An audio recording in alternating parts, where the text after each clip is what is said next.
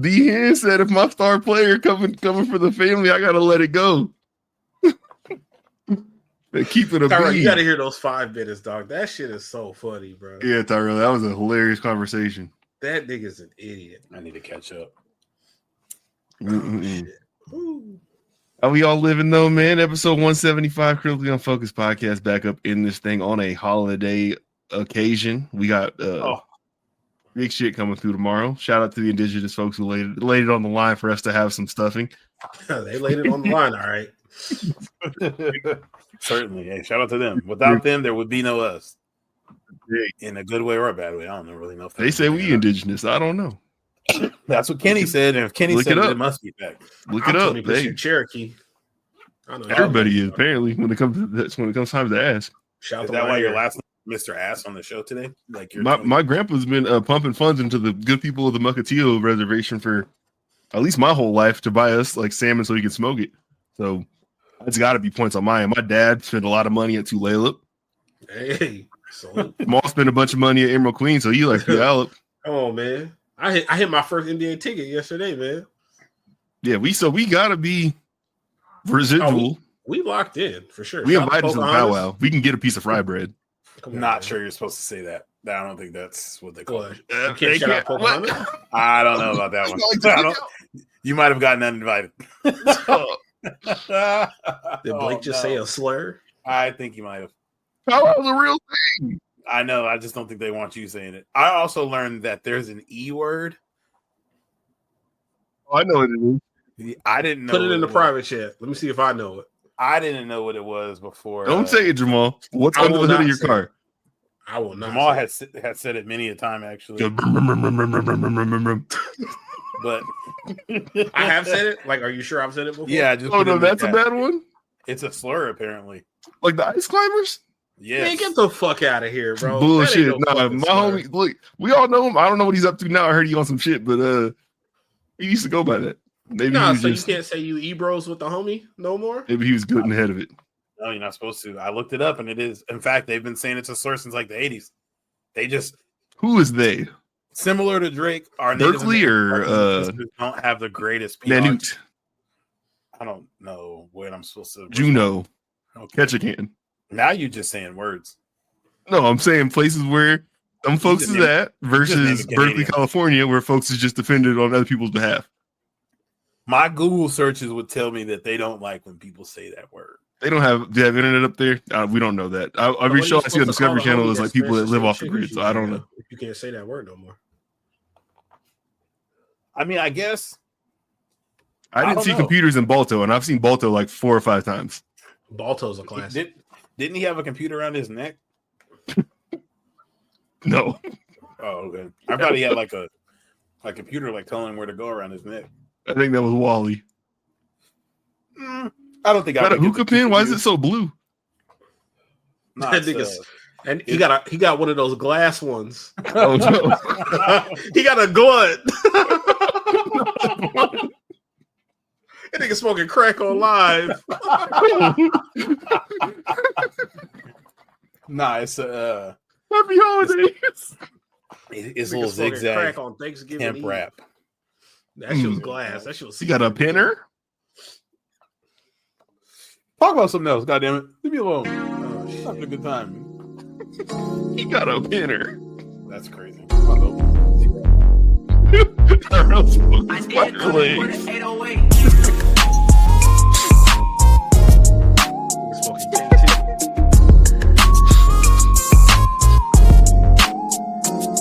One day when we get the funds up, I'm gonna have somebody swap out your smoke of choice with like one of the comic exploding ones. So you blow up like on YouTube. That's crazy. Hey, that shit used to always make me giggle when like the cigar blow up and it's like your face is all black. Nah, those are hilarious. Have your glasses on the back of your head. Do y'all remember when like Spice and like y'all remember when niggas was smoking salvia? Who are these people you speak of? I only remember watching the YouTube videos of people doing it. Bruh, people were the salvia videos are crazy. Bruh. Yeah, like a nigga hit it and next thing you know he's in a different dimension all of a sudden. I was with one of the homies and he smoked K2 one time. We was at a party on What's the park on the east side? There's 60 of them. Wapato, Swan Lake, or McKinley. It wasn't McKinley. Verlo. What's that bullshit ass burger restaurant they love out there that people always get food poisoning from? 64th, the 64th Park at that point. Fuddruckers? No, you're thinking of Stewart Heights on 56th. There we go, Stewart Heights. Yeah, one of the homies smoked K2 over there. It was for How the fuck you doing drugs at Stewart Heights? Nah, so one of the homegirls, it was her police station right there. Shut up, nigga. It was it was one of the homegirls. It was her nephew's birthday, so we just chilling and drinking. That's a wild reason to celebrate. Yeah, nah. Shout out to all my Cambodians out there. How old was the nephew? It was like a little kid, but like you know how K2 at a kid's birthday. Yeah. Everybody was on cheat missions. That's what that sounds like. You guys like to know who the homie was? I will put it in the private chat for you guys. Please do. Keep telling the story, but yeah, tell us. But yeah, he smoked K2 at the homegirl's nephew's birthday party. Y'all know how when people have like parties for like their younger like family members and shit, it's just like adults just getting drunk and high and like the kids just running around and shit. See, no. I think there's levels to that. I assume that's who it was. There's definitely like, and I think this is just a societal issue where like it's perfectly okay for somebody to get like blackout fucking drunk, but like doing a drug. So like I've been to parties where like an adult got too drunk at a kid's birthday party, and that's okay. If you're like, yeah, Jamal's over in the corner tripping, that nigga he smoked some fucking crack. Like, what are we talking about right now? Give him the shenanigans. Yeah, you hit him with the shenanigans at a baby birthday party. You could drink a whole bottle of Hennessy at a baby birthday party. I'm like, oh yeah, okay, that makes sense. You doing K2 at a baby birthday party? I'm telling you, you need to leave. That was like that summer when like K2 was popping. I don't know what summer this is. Nah, there was definitely a summer when K2 was popping. Because remember, that's how they got Tyrann Mathieu. Nah, that too. Because it was K. What was that? It was called? It was called like K2 Spice. Yeah, but remember, not Daniel Jones. Chandler Jones was smoking like Spicer K2. Remember when he got arrested when he was throwing pictures before he got traded to the Cardinals? That was crack. They say he was at like the stadium, like butt naked, like tripping out. No, I didn't know that's why they got rid of him, honestly. That's why they got rid of him. That makes more sense why he was on Instagram Live butt naked tripping out. I remember somebody took a poll into the Chiefs locker room. He took it into the parking lot. He didn't take it to the locker room. Oh, okay. Yeah, that nigga was butt naked killed himself in front of Andy Reid. He was butt naked at the Patriots Stadium on a Tuesday morning, just tripping ass. Like, yo, you got 17 and a half sex. What are you doing here? Naked. Doing any drug that kind of make you itch is just funny. Like if you do the white stuff, it can make you like itch a little bit, but crack, meth, K2, Spice, heroin. I know popping pills make you itch, like popping perks and shit. Oh yeah, I've heard perks make you itch. Yeah, the Waller buck nakeds. Butt naked. Yeah. No, shout out my K2 niggas. I feel like we all know people who like had an injury or something. Yo, they start using pills and get addicted, but I couldn't imagine just having to pop pills all the time. Bryce James just pulled up at Kaisenat stream. Does he have like a Bronny bodyguard with him?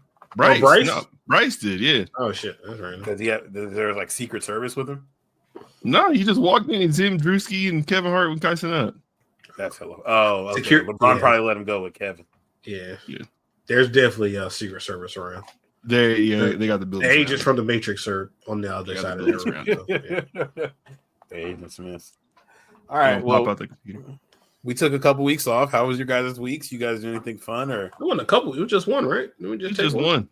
Yeah. It's been 2 weeks since we've recorded though. Oh yeah, that's true. Okay. Good little break, man. Did Thanksgiving over in rural Western Colorado, Meeker, Colorado. I got trapped in a game of sheep twice. Literally getting a game of sheep. Yeah, the ranchers are moving the sheep up and down the road. So I didn't realize it was that season. It is. I don't know what season that is, but it is that happening right now. I got stuck in that twice, like 300 head of sheep each time. It's pretty crazy. Yeah. You just got to keep moving. Then they just spread and go around you, especially when you're going in like the opposite direction of them, because they'll just kind of split. If you're going with them though, you kind of got to wait for the ranchers or for the dogs to like break shit up and do their stuff. But either way, did all that. It's like a 5-hour drive, or it was like 4 hours and 20 minutes. We'd be exaggerating. Either way, away. But cool little drive, man. Go over there, go through all like these like world-class ski resort areas. So like Vail, Aspen, Copper Ridge. You see some money right there. Yeah, the three big money. Lots of like Tesla superchargers in places where you like this is very remote. Why is this here? Oh, that's because people like this is like their end of the world survival place. They come out here. But yeah, that was cool. I volunteered to assist packing out an elk. Because my brother-in-law and sister-in-law were going elk hunting with my brother-in-law's family because he's from this small town of 1,200 people.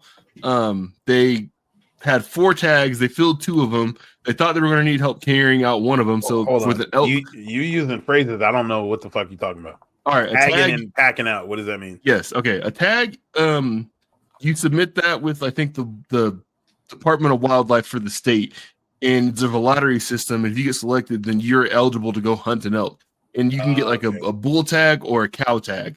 Bull is a male, cow female. I think they had bull tags, or they had 1 bull tag and like 3 cow tags or something like that. Either way, they hit on 1 bull, and I think they hit on 1 cow, and they were going to need help carrying out 1 cow. Packing out an elk is like the size of like a horse, basically. So when you kill it, 1 person can't carry all that stuff. Basically, what you do normally in the field is you quarter it into 4 sections, and you walk those 4 sections back to wherever, like your side by side, your ATV or whatever that is. Out there. You cut it up out there. So what do they use? The knife. The one my sister-in-law killed. You dickhead. Yeah. I didn't think a person could just like cut through a fucking elk with a knife. Like, I think if you get a sharp enough one, and then like you just kind of got to, I don't know how you do the bones or whatever like that to get through that. But meat is meat, you know. Like you cut up a rotisserie chicken with a knife on your counter. Like it's just bigger meat. Yeah, this one's just hella big. Yeah. Hella big. It's just hella big. So you make sure your knife's hella sharp. But either way, like one. So for example, like it's that cold out here that one of my sister-in-law killed. They shot it at night. And they let it sit out there the entire night because it went down to the bottom of some ravine where it's like pitch black out here, so you can't see nothing. And they went and got it like way early the next morning, but it's cold enough overnight that it can sit out there and the meat won't spoil. Yeah, of course. And you quarter it, you put it on your back. They had to walk it up some big old like mountain basically to get it back to where like their side by sides were, and then carry it out to their trailer. And I was going to help them carry out a different one because for whatever reason, she came back to the house and said that they might need help on this. And I was like, well, like I really didn't bring stuff for this, but like my father-in-law, like he's a avid hunter, has a bunch of this kind of stuff. So it's like, I'll help or whatever. They ended up not needing me, but either way, it got me like kind of on the path of thinking like, I might just give this a shot next year. I can't believe this. I know former vegan man is going to shoot an animal next year. It's just tentative at the moment, but I just figure like living in Washington, which is a place that is like really known for like hunting and outdoor wildlife stuff, and then now living here and not participating in that at all, I probably should just give it a go to figure out to make sure that I don't like it, probably more so than anything. But if I do like it, then I have anchors in 2 places that are very like strong in those things. So I probably should just see what's going on. But it gives me a reason to buy a new gun too. So I just always a good reason. Yeah, that's a fun hobby to pick up because it's like. It don't take up a ton of time because you kind of do it in a day or over like a weekend or something. Yeah. Like that. So you can like knock that shit out, still like be home with the family and stuff. Yeah, that'd be a tight little hobby to pick up. And they spent like the whole week out there like tracking and hunting these things down. They only hit on them like on Friday, and I think they had been out there since like Tuesday or something like that. Okay. It can take some time, but at the same time, like my other rationale for it is like, this is my family. There's something they're very into. So like, for sure. I figure like just ingratiate myself. Like I've been in this thing for 10 years with them. Like, let me take part of what they take part in to, a little more buy-in. And I'm sure it would be tight to like, kill something, use the meat, like bring it home, you smoke it or cook it yourself. Like, I've eaten plenty of stuff that other people have killed. Yeah. It's good, like elk pepperoni and stuff like that. I've had plenty of that, like elk jerky too, all that kind of stuff. Yeah, I'm trying to see what it do. Might send y'all a little something if I hit one. I don't know. Yeah. Go ahead and put something in the mail. I could do it. We got space bags. Got a deep freezer. I could make it do what it do. I think some elk jerky. Fuck it. Mm-hmm. Yeah, we'll see. I've been playing Flight Simulator, and you're on a watch list now. I didn't even consider that, but I might be. My homeboy said he was playing that, and he said he was He was acting like Muhammad Atta on there. I was like, yeah, that nigga's definitely. I didn't do none of that. I'm not in the Dipset Taliban. That's all you, my brother. Shout out to Wells. You've been playing the new one or one of the older ones? The new one just dropped. I've been playing hard.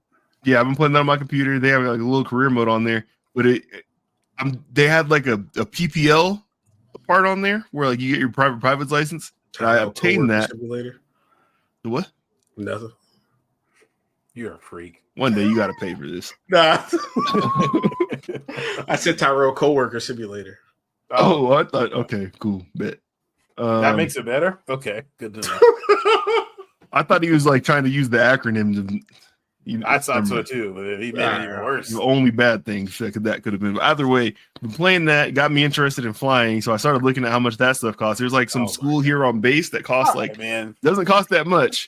But then also I found out you can do like the ground school portion of that completely online, like through a bunch of different people. And I was telling Bree about it, and I was like, yeah, this ground school thing is like only $300. Like I can literally do that, and then all I have to do is like actually go do the flying portion. So there's like a certificate from the FAA for completing ground school, and then you do like the flying portion separately, and that's like where things get expensive.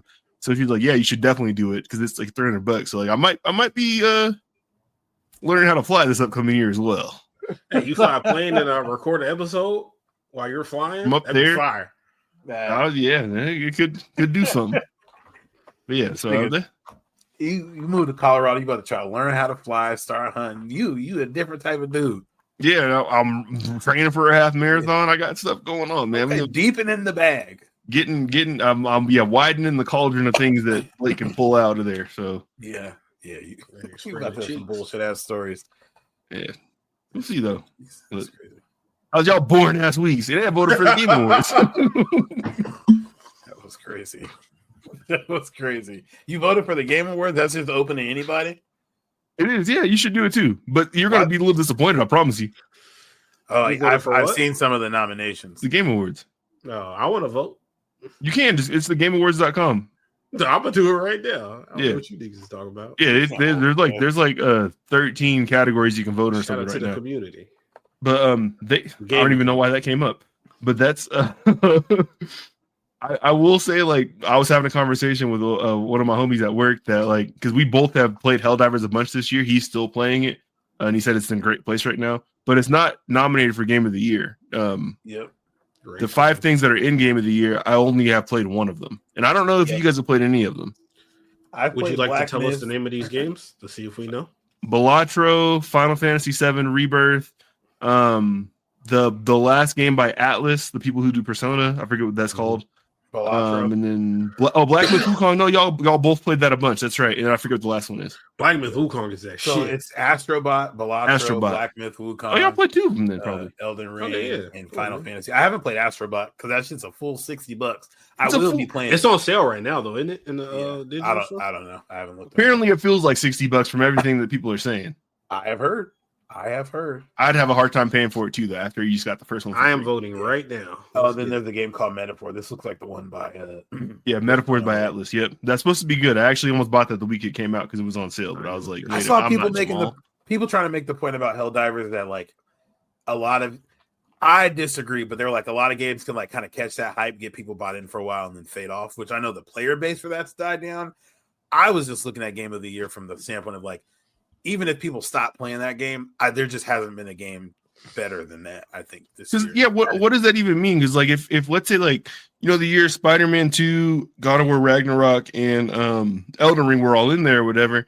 Like those are all things that are like a finite experience. Yeah. You play it, it's done. Player base is going to drop off. Like how do you not judge those the same way? And you judge Helldivers for losing players. Like that doesn't make any sense. I think people are just immediately putting the like games as a service into like if it's not ongoing and long term, then it's a failure. Even though like obviously people are still playing it, but at its peak, there are very few games that at least not this year that I think had the hype that game had around it and the player like base. It had so many fucking people playing that for the first like 3 months straight. Well, and I think that the real stamp to it, like its quality, is the fact that through its bugs and everything, the stuff that we knew was flawed, we were still playing it and having a blast. Like you just accepted it for what it was. And part of that too is that like it's a completely non-competitive game where like nothing really matters at all, like in the grand scheme of things. So it's easier to put up with those things, but at the same time, it's like we were having a blast. So yeah, these disconnects, the fact that people were getting dropped out the party when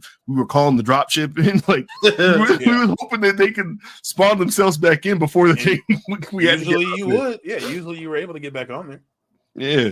It's something you shouldn't have to put up with, but at the same time, it's like from everything that we've heard about like what that studio was expecting as far as like a player base and what they got, like they did the best that they probably could for like everything that they had to deal with. So I don't know, like I definitely think it should be. Quick question: would you guys like to place these votes as a collective live while we on air? We can. I'm just gonna warn you. I'm gonna warn you that there are a lot of categories that I think, from the knowledge of me talking to you guys so much, that we probably will not have much of an input in. So we might just want to either skip those or, you know. All right, first one up. You'll see. Game of the year: Astrobot, Balatro, Black Myth, Elden Ring, the DLC, Final Fantasy VII. I have only played Balatro and Metaphor. Yeah, me and Tyrell played Black Myth Wukong. So that's 2-1. So let's go Black Myth Wukong. We are playing Black Myth Wukong. All right, next category. Best game direction, awarded for outstanding creative vision and innovation in game direction and design. This is literally all the same games. Black Myth Wukong. Let's go Balatro since we already gave Black Myth Wukong. Late, all right, bet. Best narrative, we got Final Fantasy VII, Like a Dragon, Infinite Wealth, Metaphor, Senua's Saga, Hellblade 2, Silent Hill 2. I haven't played none of these games. Next category. I'm voting Like a Dragon because I fuck with those. This man, he's compromised. Shut up. Best art direction. Payola.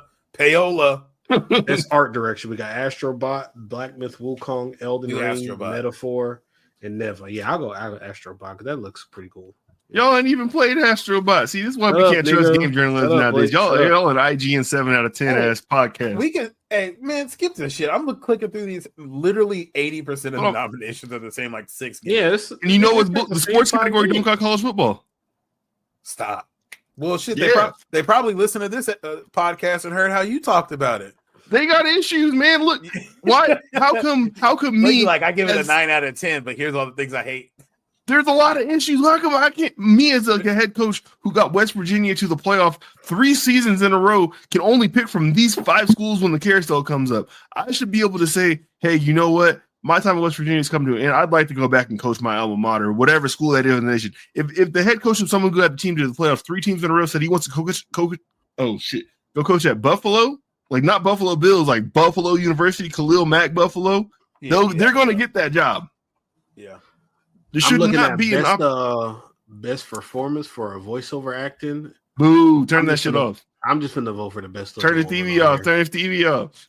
Turn the TV off. Turn the TV off. Gonzalez. She's on Star Wars Outlaw. She looked kind of good, so I'm gonna vote for her. You voted for a bitch named Thumbelina? Is that what you said her name was? Nah, something Gonzalez. It was a Spanish bitch. I personally want to say shout out to the whole island of Puerto Rico because every time this time of year, y'all come through in the military offices with them coquito sales, and that's what I got right here. And yep, it's fire across the world. Like I've had this in Germany, I've had it in North Carolina, I've now had it in Colorado. Y'all always not going to call it coquito. Some people want to talk trash about you and say that that's an island of trash. They are wrong. They have never had coquito, my people. Y'all did it. They got innovation and accessibility. Rey Mysterio. I'm gonna vote Dragon Age. Come on, we're not voting for the innovation. And Carlos Arroyo, Carlos Delfino.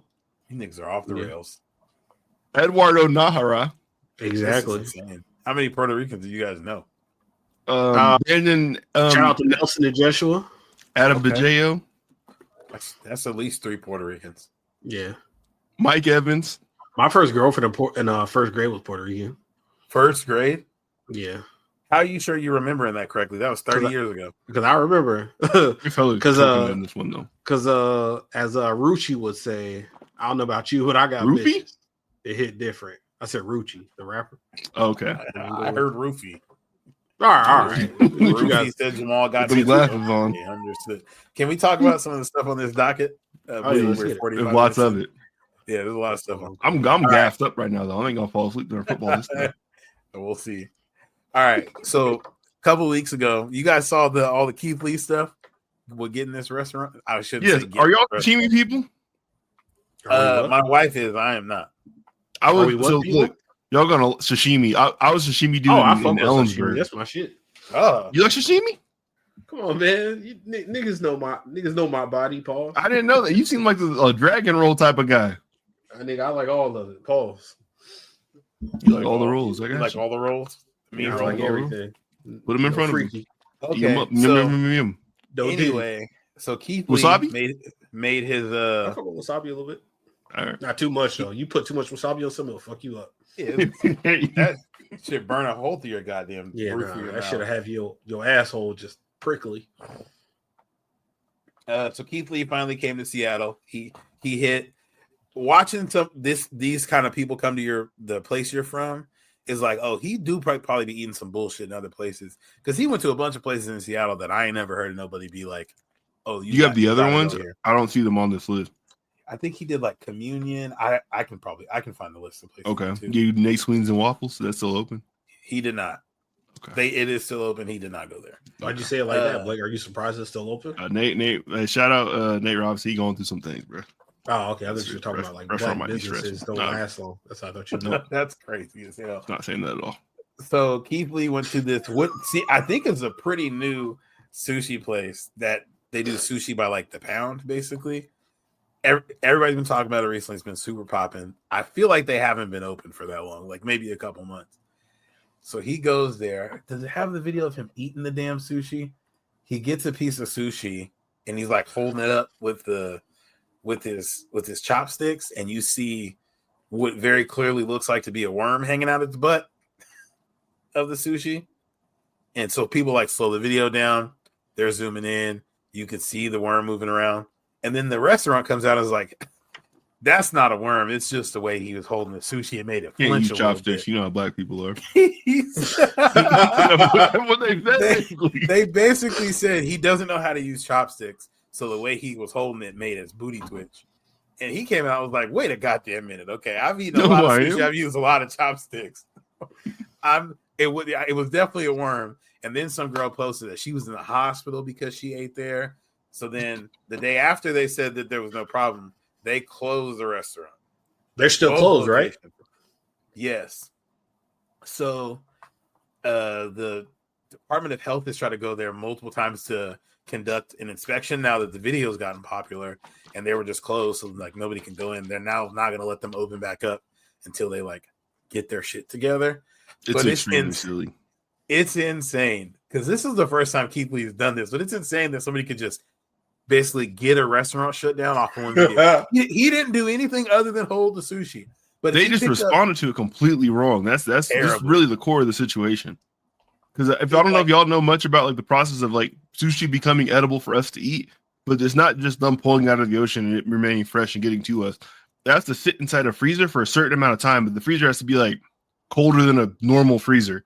It has to stay in this freezer for a certain amount of time because fish are just full of parasites, period. So it's like if you eat a lot of fish, you probably have parasites inside of you, period. But for sushi to be done, it has to be frozen for a certain amount of time, and it makes those things not wiggle. And hopefully, if you're the chef that's slicing it, you in the ones that are visible, you pull them out, but not all of them are going to be visible like that. But wiggling. This is not an abnormal thing to happen. They just acted like it is, and now put the fire on themselves. They should have just been like, "Yo, like we get this from this supplier. We have an outstanding relationship with them, and this one might have slipped through the cracks. We feel terrible about it. Yeah, we'd love for you to come back and try our stuff again." Saying it was not a big deal. All people were like, "Well, I'm not trying to get sick," because I see a worm in my food. I'm just assuming it's like gonna go to my brain and kill me. I don't want to hear no other questions about it. I'm gonna scream if I see a worm. They tried to put like the cotton balls back in the sleeve, like, and you can't do that when something like that gets on like the radar of like a Keith Lee. Like it doesn't work that way. Nope. He's way too big. You guys got to accept fault and try to move forward. That nigga was at an All-Star game, bro. That nigga playing a celebrity All-Star game, bro. You better come on, man. You can't hide that. You up there with the black dude from Peloton, man. You popular. Nah. Shout out to him for getting them closed down, though, man. That could have been one of us.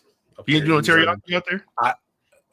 He did. He went. So he said he went to the top 5 teriyaki places in Seattle, and then he listed 5 places that all the comments from people in Seattle were like, "Why the fuck did you go there?" Me and Amara were looking. It looks like he went to Yelp, typed in teriyaki, and was like, "These are the 5 like highest rated places." They hit the most. Okay. Yeah, which is I mean, that's the best way that you can like find a place, I guess, if you're just kind of looking, but you might not necessarily find the I feel like he would have ended up at Southern Kitchen if he would have like. I'm glad he did. That seems like something that he would have done. People be fucking Southern Kitchen up now. Like, I feel like it used to get that, like, oh, celebrities come here, all the celebrities. Oh, no, you didn't. Which the celebrities don't say it's good. They just go there. But everybody that go, people just be making reviews about how ass that place is now. It used to be straight, bro. I never had it. It was straight. Every time I've had it, I didn't like it. You never had it when it was good? Like, what was the first time I never had it and it tasted good, is what I'm saying. I thought it was fine. I just didn't think it was like remarkable. 2000 something. I don't know. Early 2000s. I remember the first time I had it, I thought the fucking. I think the first time I went there, I feel like I went with Blake. Pause. Maybe if I need to pause it. Did Fish House fall off? Nah, Fish House is still elite. I had a Fish House from there like a month ago. They got their fastball. They still got like regular nigga prices. Like you can still afford that shit. I got like nigga. I got the fish sandwich and some fries, and that shit was like about $10, like 11 maybe. There's a really good vegan soul food place in like Hilltop / downtown Tacoma. I remember when I ate Fish House before a game, I was throwing up at the game, like before. Yes. Me and Jesse was throwing up on the sideline, like before we started. No, were you not embarrassed? Do you have no? I was so fucking embarrassed, dude. You were not. No, I was just throwing all that shit up. All right, Jamal, I got a question. Yes, sir.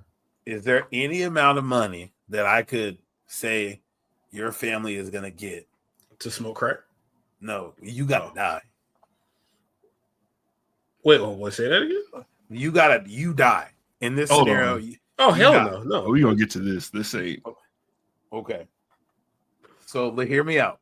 It's fake news. Oh, I already know what you're talking about. You guys remember Botham Jean, the man that was killed in his apartment by the off-duty police officer? Yeah, no. His family got awarded $98 million. No, this is not real. We got to think about it. Like, they're going to take taxes out of it. They got to pay, like, the lawyer fees and all that Jamal, stuff. You're talking like this is actual money. They put that on the police officer. She don't have that fucking money. Wait, that's coming out of, like, taxes. Yeah, that's taxpayers are paying. They're not going to get $20,000. Nah. Let me see. Hold on. They put it on the cop. They didn't put it on the city or the... Oh, yeah, they did put it on the city. Or they did put it on her. You're right.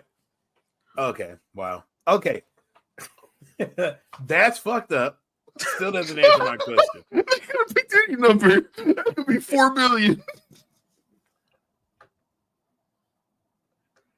Oh, yeah. They are. If you have a one-time settlement and you need cash. His mom said they had to put it in monetary terms. Basically, all they did was say, like, his life was worth this much money. You're not going to get that. Cash now. That's crazy. Well, I didn't click the article. Go fuck yourself, Blake. Jamal, for $100 million, you getting whacked if your family gets 100 M's? I don't want to die. Blake, what about you? No. You can't replace me. Money is great, and money does a lot, and that's an awful lot of money. But you can't replace me. You can't replace your dad here, your husband here. Okay, are either one of you offering a family member as sacrifice for $100 million? Any family member, or like an immediate family member? It can't be like my third cousin or like nothing. Oh no, hell no! I'm not giving up like one of my parents or my sisters. So what about one of your first cousins? No. Nah. Actually, that's crazy. Hey, look, if you can get to a second cousin, I got a couple. I'd be like, all right, I'm fine with that. Nah, I can't do it, bro. I can't bring myself to actually say the words, but my thought process right there is we had some folks who married into the family when I was like already like in late middle school or high school type of deal, and I have not really seen them for like at least 15 years. That don't count, bro, because it's like you just killing a stranger. They're my first cousin, though. Yeah, but like you don't really fuck with them, though. I don't have an issue with them either. I would allow that in this scenario. But if they vanished, my life would not be interrupted at all. Oh no! Somebody might make a phone call to you, and you gotta like act like you cared. I say I got love for him because I know I'm supposed to say that, but How often do I actually think about these people? In scenarios where I'm asking you if you'd sacrifice them for death. So we see who the worst people are on this podcast now. It is not me. Blake certainly is. You don't have the same scenario to present to the situation, because if you did, I feel like you'd say the same thing. I got first cousins that like no. Say what I said. Cousins that married into your family that you don't see that much. No, but when did it happen? After you already grew up with a bunch of first cousins. Okay, that and when you had middle school, and if they just died, you wouldn't care. And you got money from it. I never spent that much time around these folks. Okay. No, it's all good, bro. You're a shitty person. And I'm not saying that I didn't say that I would do it. I'm just saying that's what my thought process was, because I'm just thinking giggling. Like. So I can tell you're thinking about it. So that's most likely it is. Why do you choose now to get serious? All right, Jamal, you got me. He locked in on you. Yeah, you're locked in, bro. It's all good, man. I think I already think about what he. No, Tyrell, that's terrible. I'd never. How dare you? All right. What did Juicy do? How Juicy Smollett beat this case? He didn't. This is like Trump getting the charges dropped. I don't know what happened or what the narrative or the reason was, but they basically said, yeah, no, all the things we convicted him on, he's good. Hey, man, shout out to a black man beating the system. I'm never mad at it. Oh, some of us gotta lose. Wait, what was he tried for? Because all he did was just lie, right? It's definitely a waste of public resources. Yeah, they wasted hella time on that. That was crazy. That was the most ridiculous story ever. The MAGA mob came for me in downtown Chicago when I was leaving a subway at 2 a.m. It was negative 27 degrees in downtown Chicago, and he said two MAGA guys said, "Hey, you're that F word, N word from Empire," and then they threw Sprite on me and put a noose around my neck and stomped me out. No, I think they said they threw bleach on him because that's why he didn't have the. They threw bleach. Anymore. Excuse me. Oh my god! Basically Sprite. Let's see, McDonald's Sprite. Yep. And like, bro, like, hold on, it's negative 23 degrees in Chicago, and you're at Subway at 2 a.m. That's a little crazy. Yeah. He was looking for I guess it wouldn't be his first time in the middle of the night looking for a foot long. Probably not the last either. This nigga, I'm not reading this article. I'm just scrolling through the pictures, and he's killing me because he's in court throwing up like the black power fist. Like, nigga, you just lied and said some Nigerians beat you up. What are you like? What are you standing up for against something? It didn't start with them being Nigerians though either. No, it was white dudes. Yeah, I remember it being white dudes. Yeah. He came home with a noose on his neck. Dog, saying some people threw a noose on your neck is crazy. Hey, why did you put a noose on your own neck? I feel like he got that HBO show with the sister canceled because he was making such a mess. God damn, Blake, that's a good conspiracy theory, honestly. Yeah. If it wasn't for him, there'd be more Lovecraft Country. Exactly. Jonathan Majors might have fucked it off eventually because he went through some shit too. But yeah, he also beat them charges in the time we've been gone. Oh, no, I'm not gonna lie, bro. That Jussie Smollett shit is crazy, bro. That's a crazy lie. It's like, why? Another lawsuit. Hey, what's the most ridiculous lie you guys have ever told? If you can share it on here, because that's a ridiculous lie. I don't even want to try to think up what is the most ridiculous lie. I was definitely telling some lies during the time when people were supposed to be losing their virginity, and like I didn't. That's not even that crazy though. I know, but it was just like when you think about it now, as an adult, someone who has made those type of relations with women, the things that I would say in my lies were like basically just fueled by porn. Like it wasn't. Nigga said, "Yo, fueled by porn" is a funny sentence. Yeah, everything like you know, how long did it last? Like, oh, everybody's at 10 minutes. Like, yeah, that nigga said 56. Yeah. We've been there for hours. Like, so. I think the most ridiculous lie I think I told a chick. I remember one time I told a chick that I like loved animals. Like, I had like a family dog growing up because it was this chick. She was like a veterinarian, so I drove all the way to like she was like a vet, and she was going to like some like animal charity adoption, like some animal charity thing, whatever. And I was up with her and that shit. Nigga, I just had to act like I liked the animals. Yeah. Just the fuck. And I was like, man. Little did she know you were the dog. Yeah, I was like, bro, what am I doing? Why did I don't care. Yeah. All right. Would she ask you your favorite breed? I just remember I made a whole story about having like a family dog as a kid, and what kind of dog was it? I don't remember, nigga. This was like 2012, 2013. You remember a bunch of random bullshit. You ain't gonna tell me what kind of dog it was? No, I really remember. I just remember like, yeah, man, I had a family dog and I fucked with the dog. So, I'm a vet. I went with her to this charity like dog adoption thing, whatever. Boston Pinscher. I like dogs the whole day. Teacup Yorkie. For a bitch I talked to for like 3 weeks. Corgi. Yeah. Malamute. I probably said a fucking pit or some stupid shit. I don't know. That's crazy. Whatever dogs niggas like. Pits, Rottweilers, boxers, and shit. American Terrier. I definitely said a real nigga dog. Staffordshire Terrier. Those are all pit bulls. Just different names that people lie to their apartment complexes about. That is hilarious. A Ridgeback. Bully. Shout out to Pits, man. They get a bad rap. They do get a bad rap, but it's funny we gotta lie about what they are. Yeah. Like, nigga, that looks like a pit. No, it's not. They be getting a bad rap until you're around one, and you're kind of like, damn, I kind of see what y'all be talking about. For the bad, like they're hella chill dogs, but it's just what happens when they snap or get scared and do the wrong thing is extremely worse than every other dog. It's insane. It's actually insane.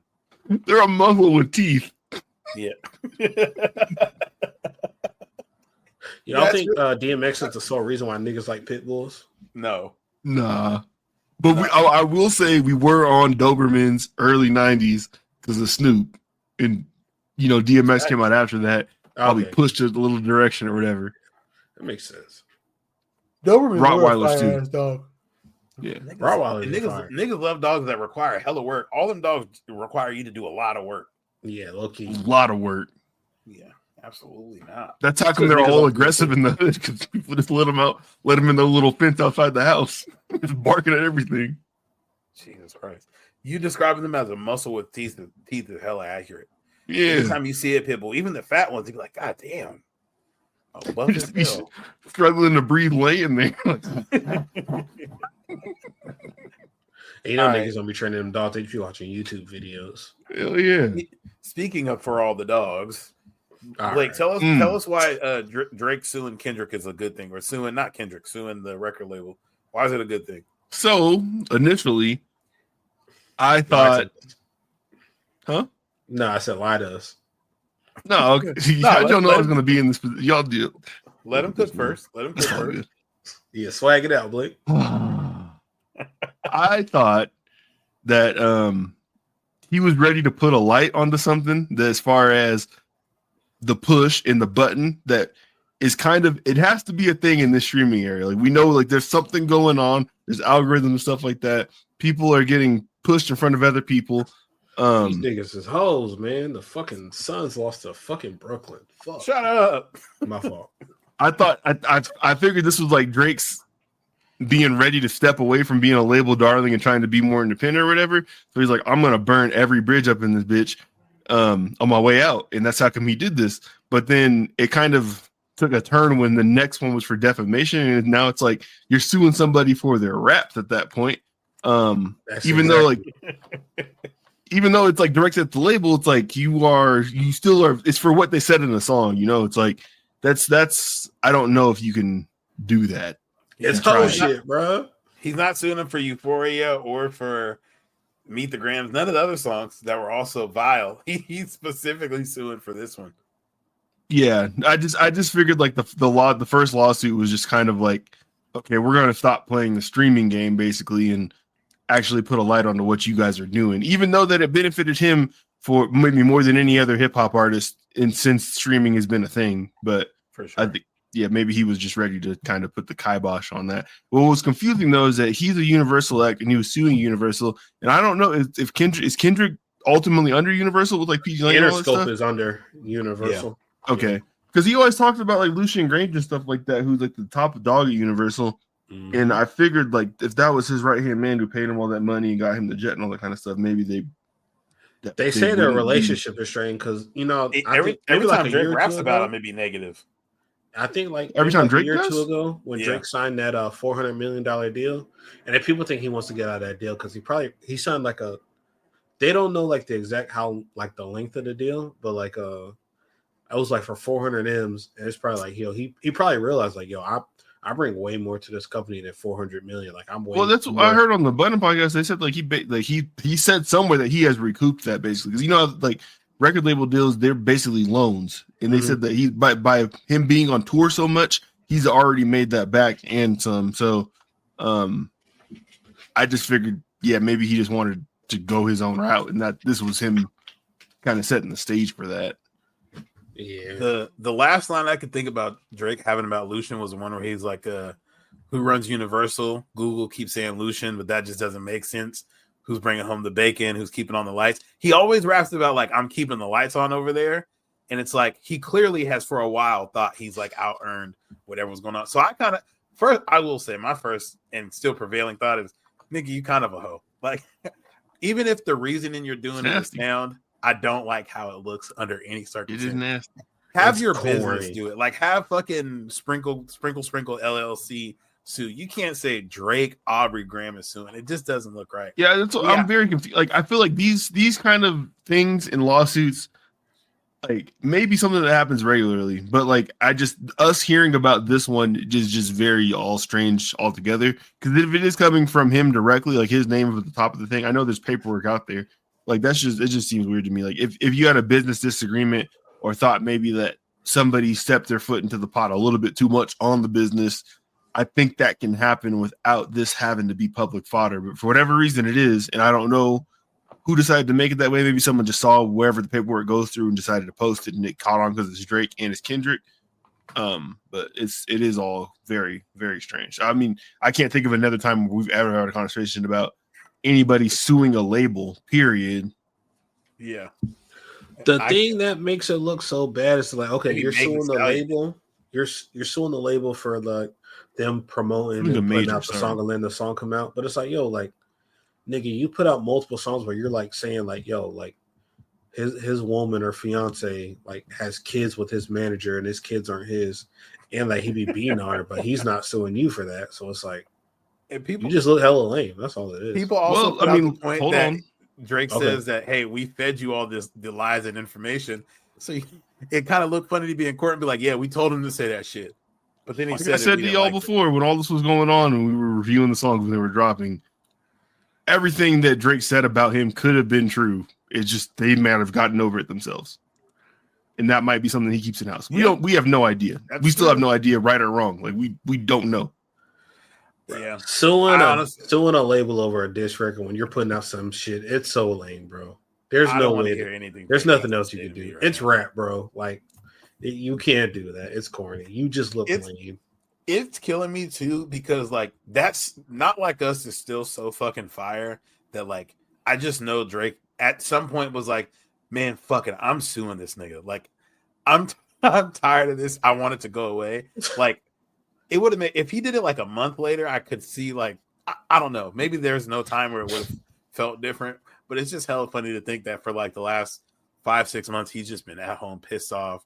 Keep hearing people talk about the song, keep seeing references to the song, keep hearing the song. Every time I've seen him talk since then, it's like, you know, he's kind of got to not necessarily addressing this stuff, but just still having to address stuff around this. And I'm sure that's getting old.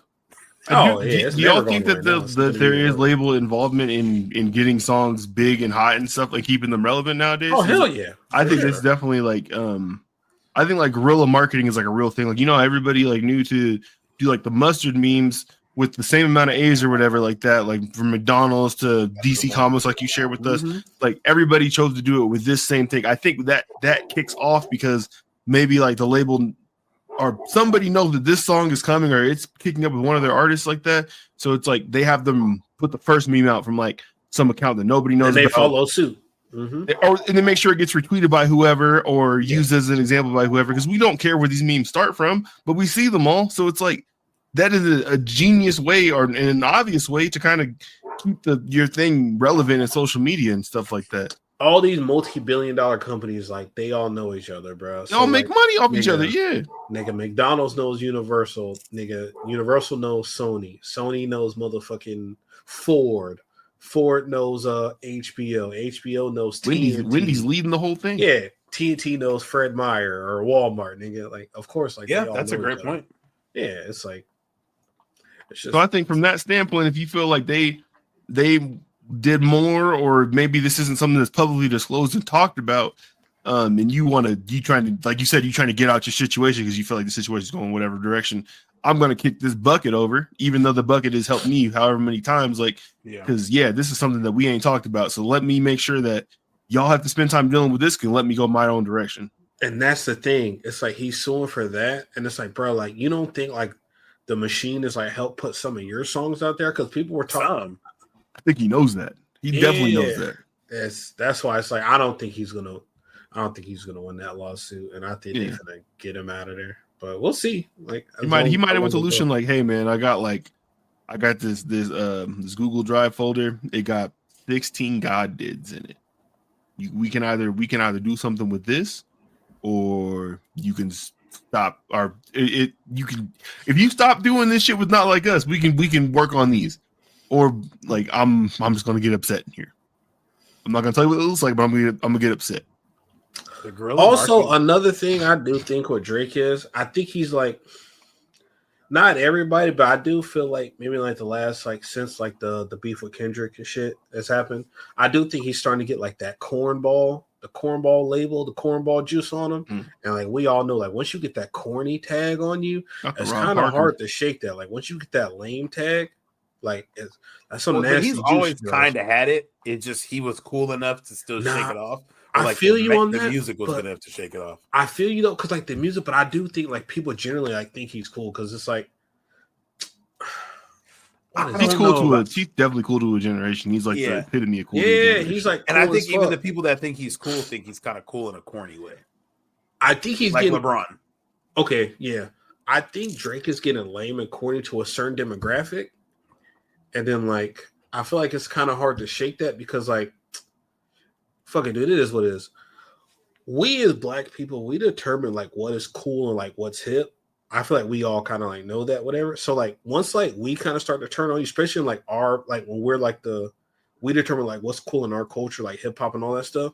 So like think about it, like in the last like since this shit has popped off, we've seen Drake pop up with like the Aiden Ross shit. It's like corny, weird streamer dude. He's popping up with academics. We can all agree that he's fucking lame and corny. He was just on the stream with that. He was on that stream with that. What was a couple days ago? That XQC dude. I looked into him. I saw why he got dropped from his Overwatch league and his professional gamer team. He went on like a racist rant and was talking about like the Palestine Gaza shit. And then so it's like as like a black person, you see this like damn, like this nigga's hanging with academics. He's hanging with Aiden Ross and like niggas. Showing feet in racist chat rooms.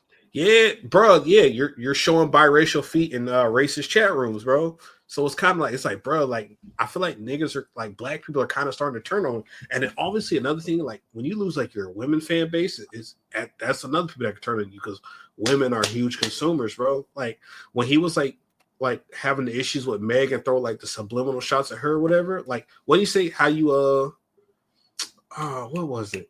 I remember he had the live performance and he pointed at somebody. Shots or something like that. Yeah, like the line about getting shot in a stallion or whatever. And it's like, yo, like I'm pretty sure that was like a big turn off and like a red flag from like black women. So it's like, bro, like he's kind of turning us against him. We're kind of looking at him like, yo, this nigga is lame, bro. Like he's corny as fuck. And then, like you already know, like, especially if you're in rap, bro, like if niggas aren't fucking with you and we determine you're not cool, and we're always talking about like. Didn't you just run with Adam 22's word the other day? I don't know. White people might make the culture, Jamal. Who showed us that tweet first? I don't know. I just know. I just know as a homie, his name starts with the second letter of the alphabet, and his name rhymes with cake and bake, cake crown and sake. That's crazy. That's got what y'all talking about. Yeah, cakes. I love cakes. Yeah. No, yeah. We all. No, I don't think nothing you said is wrong. As far as like us picking the taste and everything like that, I will say I think a lot of there hasn't been that much depth dug into Drake for his whole entire career is because the slaps have been so consistent. Things have seemed to slow down for whatever reason lately, and I think now it's when it's time to be more human, and he's dealing with somebody who is Mr. Introspective. When you try to get any depth on Drake, everything gets kind of turned. I feel like he's leaning into like that red pill underwater. That red pill like kind of shit, man, in that crowd with like these streamers and stuff that are known for that's that. Like, I think he's going where it's popular. But I hear you though. That shit is honestly the red pill shit, like the I hate women, all that shit. Like, our women are servants to me. Yeah, like that shit is really popular now. And I feel like he's kind of leaned into that shit.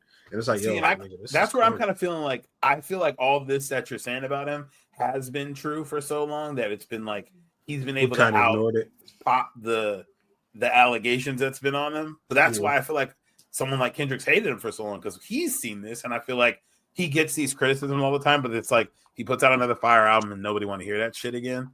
I've never heard him say anything along those lines, like you're saying though, Jamal. As far as like the red pill type stuff, yes, he's like over there with the people who are part of that market. He's in that sphere, being but seen with those people that he's being seen with them for sure. He's being seen with them for sure. But I never heard him say that stuff.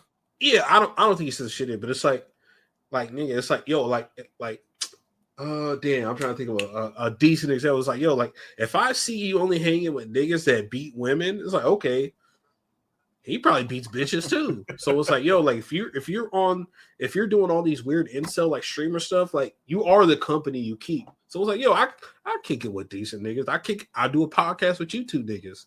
Y'all are some decent niggas. Like y'all are decent people, bro. Like y'all ain't gonna get me canceled. So people go, hey, Jamal's decent. He kicking with Blake and Tyrell. There's some family man good niggas, like whatever. But it's like, yo, like if Drake is seen with fucking XQC academics who has a fucking rape case that's going on right now and an active rape case going on, and then fucking Aiden Ross is corny and he's got a bunch of racist problematic shit that like he be going on stream and he be acting weird. It's like, yo, like it just raises you questions. Are the company you keep.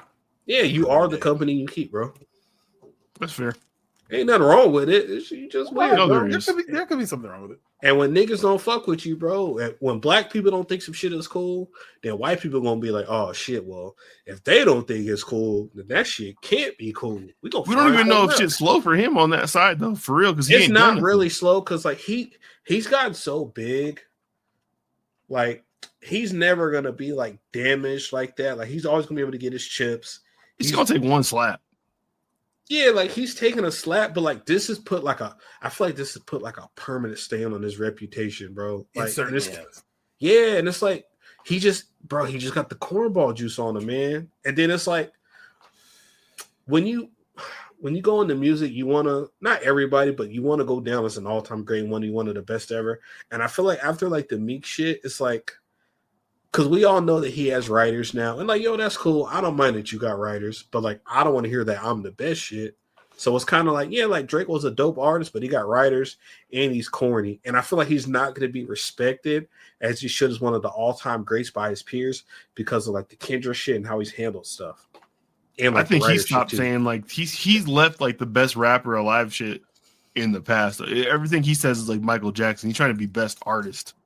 Which at that point, it doesn't matter if you write or not because none of them people he's competed with do. That's true, yeah, but rap is different from R&B and pop. Though, that's us holding him to the best rapper standard. Which that's true. He's not even talking about. But I know that shit sticks to him, bro. Because at his heart, I know he wants to be respected by like his peers and his other. When's the last time you heard him mention a rapper as far as like success though? Like as far as comparing himself to them, he has not done that. It's been the Beatles and Michael Jackson and Taylor Swift forever. Yeah, I still don't feel like you can just like be a rapper, say I'm the best artist ever, but then can be just excluded from the best rapper. Like, but this would be like LeBron solely thinking about himself as like the best basketball player ever. You know, LeBron's on the list of the best athletes of all time. Like, period. So like, I think that he can try to chase him to Michael Jordan, something like that, but like really there's only one thing Michael Jordan has him in, and that's championships, and that's a team achievement. But on the whole of it, he's like the best basketball player to ever live, right? So now we have to stack him up against like Roger Federer, Serena Williams, Babe Ruth, dumb type of folks. So LeBron's competing against them. He's not competing against Charles Oakley and shit. I don't know, like no, for sure. Ben Wallace, like it's. I think that's almost still the same point I'm making though, because like if you're the best basketball player of all time, you were going to be in that conversation, the best athletes of all time. Jordan was in the same thing, so it's like you can't be like, oh, I'm the best athlete of all time, but be the 17th best basketball player of all time. You got to be the best rapper, and then it's like, cool. Now we're talking about the best artist. I don't think this is a very different scenario because rap has some very weird rules where it's the only music form where you were expected to write it yourself. And if he's performing commercially better than any rap artist in the history of rap, I'm not holding the pen allegations against him. I personally don't care that much because I do think that Drake still writes a very large portion of his own music. Yeah, like it's very clear that he writes a lot of his own music. So I'm not like it's literally the only genre with that stipulation involved. Dog, it's different though, man. Not everything. It is equal, but that's like I think he doesn't care about it. I think he's more so the best artist. Telling you to us, then stop rapping. Like, why are you rapping? Yeah, go Kendrick, do something else. But it's that's like what he does. He makes music. Think of it like this. Like let's say he was just in a rap beef. Yeah, he's a rapper. Like bro, like dog, and the way he raps, bro, it's all that super braggadocious. I'm the hottest. Niggas ain't fucking with me. Let's say Blake writes the best fucking books. Nigga, Blake is winning all the motherfucking what's some book awards. Let's say Blake wins a Pulitzer. Let's say Blake is a New Times bestseller. Let's say me and Tyrell are also authors and we write books, we do our little numbers, but Blake is at the fucking top. We find out Blake got niggas writing his introductions, niggas is writing his outros, niggas is writing his table of contents. And he got like some other people hating. And it's like, yo, like me and Tyrell do good work. But like Blake is just, oh man, niggas ain't fucking with my books, nigga. Nigga, I'm better than J.K. Rowling. The nigga with the wheelchair. What's the nigga, Stephen King? Ain't that nigga in a wheelchair? No. Yeah, Stephen Hawking. No, Stephen Hawking. Stephen Hawking, astrophysicist, is in a wheelchair. Yeah, whatever. He wrote books about. He's dead too, but yeah, like yo, and Blake's just all this bragging stuff. It's like, yo, bro, like I'm not gonna sit here and let you talk about you the best author, you better than me when niggas is helping you out. Fuck no. That's why I think Meek had to die first on that cross with the Drake beef, and then Pusha T, and then Kendrick got him out of here, bro. Honestly. You just put rapper rules onto something else. Like I tell you, rap is a weird I don't give a fuck about other shit. I don't care about the other shit because rap is our shit. That's what I care about. Like I fuck with other genres of music, but when we talking about just straight rap shit, it's like, bro, like you can't be the best, bro. I know there's a part that stings him in his chest, bro. Like Nas said, either that shit that make your soul burn. He's suing this man. Of course it does. Yeah, bro, he's suing him over defamation and suing him over a legal push, basically, or so illegal is the wrong word. I'm not a thesaurus, but implicit bias from the label. Yeah. It's like it's whatever, but I don't know, man. Yeah, either way, man. The Kendrick album is fire. What do you guys think about GNX? It's fire. It's good. That shit's hard. I already ordered the vinyl. Oh yeah, I gotta order that. I'll probably order mine tomorrow. Honestly, my thoughts are: I think this is Kendrick's take on a mixtape in this modern day. I think this is not the album. I think this is Kendrick probably at his most honest and closest to who he actually is. But I think this is a chance for him to have fun before he gets back to what he normally does, which is not this. Yeah. So do you like it or not, nigga? Yeah, it's good. Okay, there we go. Oh, there's so it gets more introspective than what everybody else has been saying all week, blazing them all down the fucking Blue Sky timeline. No, say it's fire. Are you on Blue Sky? You are. I am. I'm certainly not. I'm too old for this. I downloaded that, but I haven't made an account yet. See, look, he's Mr. Outside. Who? And get paid. Fueled by porn. I'm gonna run a porn clip account on there. You clip yourself? We got on there yourself. Anyway, there's that album has so many good songs. I'm upset that it's out in the winter. It's too dark at 5 p.m. for that album to be out right now. I need to be doing shit with it anyways. You be sitting right here. I'll be outside. I would just be outside. Don't let that nigga Blake hate on you. The grill does not count as outside. He built to be a hater. The grill does count as outside. Yeah, I don't know what kind of hate his field. I think I want to learn how to fly planes and shit and just start hating. He think he's better than us. Fuck this dude. He got outside for the first time last week, and now all of a sudden he the only one outside. That's crazy. That nigga feel tough now that he's about to go kill some outside. Oh, what's your favorite song on there, Tyrell? I have to say, Hey Now. Luther. Nah, that's probably Luther's Fire. Yeah, nah. Hey Now's my favorite song on there. That shit's TV Off is fucking hard. I'm glad everybody's favorite song is Hey Now on here. That's my shit. Don't even crazy. Oh, that's your favorite song too, Blake? Look at my name. What's wrong with you? I never heard of that man before last week. That's that shit. I feel like Joker. Yeah, that. Oh, that song is fucking hard. I'm all about my is hard. Dodger Blue might low key be my favorite song on there too. There's just so many good songs. There's so many good songs. Good. Yeah, it's absurd. The intro, Reincarnated. That's hard. It's good. Interesting. Yeah. Hard Part 6, telling the story of Black Hippie and TDE's rise. That shit was hard. Pretty good. Did y'all see people were saying that Wayne has gotten in the booth to respond to Kendrick's line that I feel like doesn't need a response? But I'm not sure.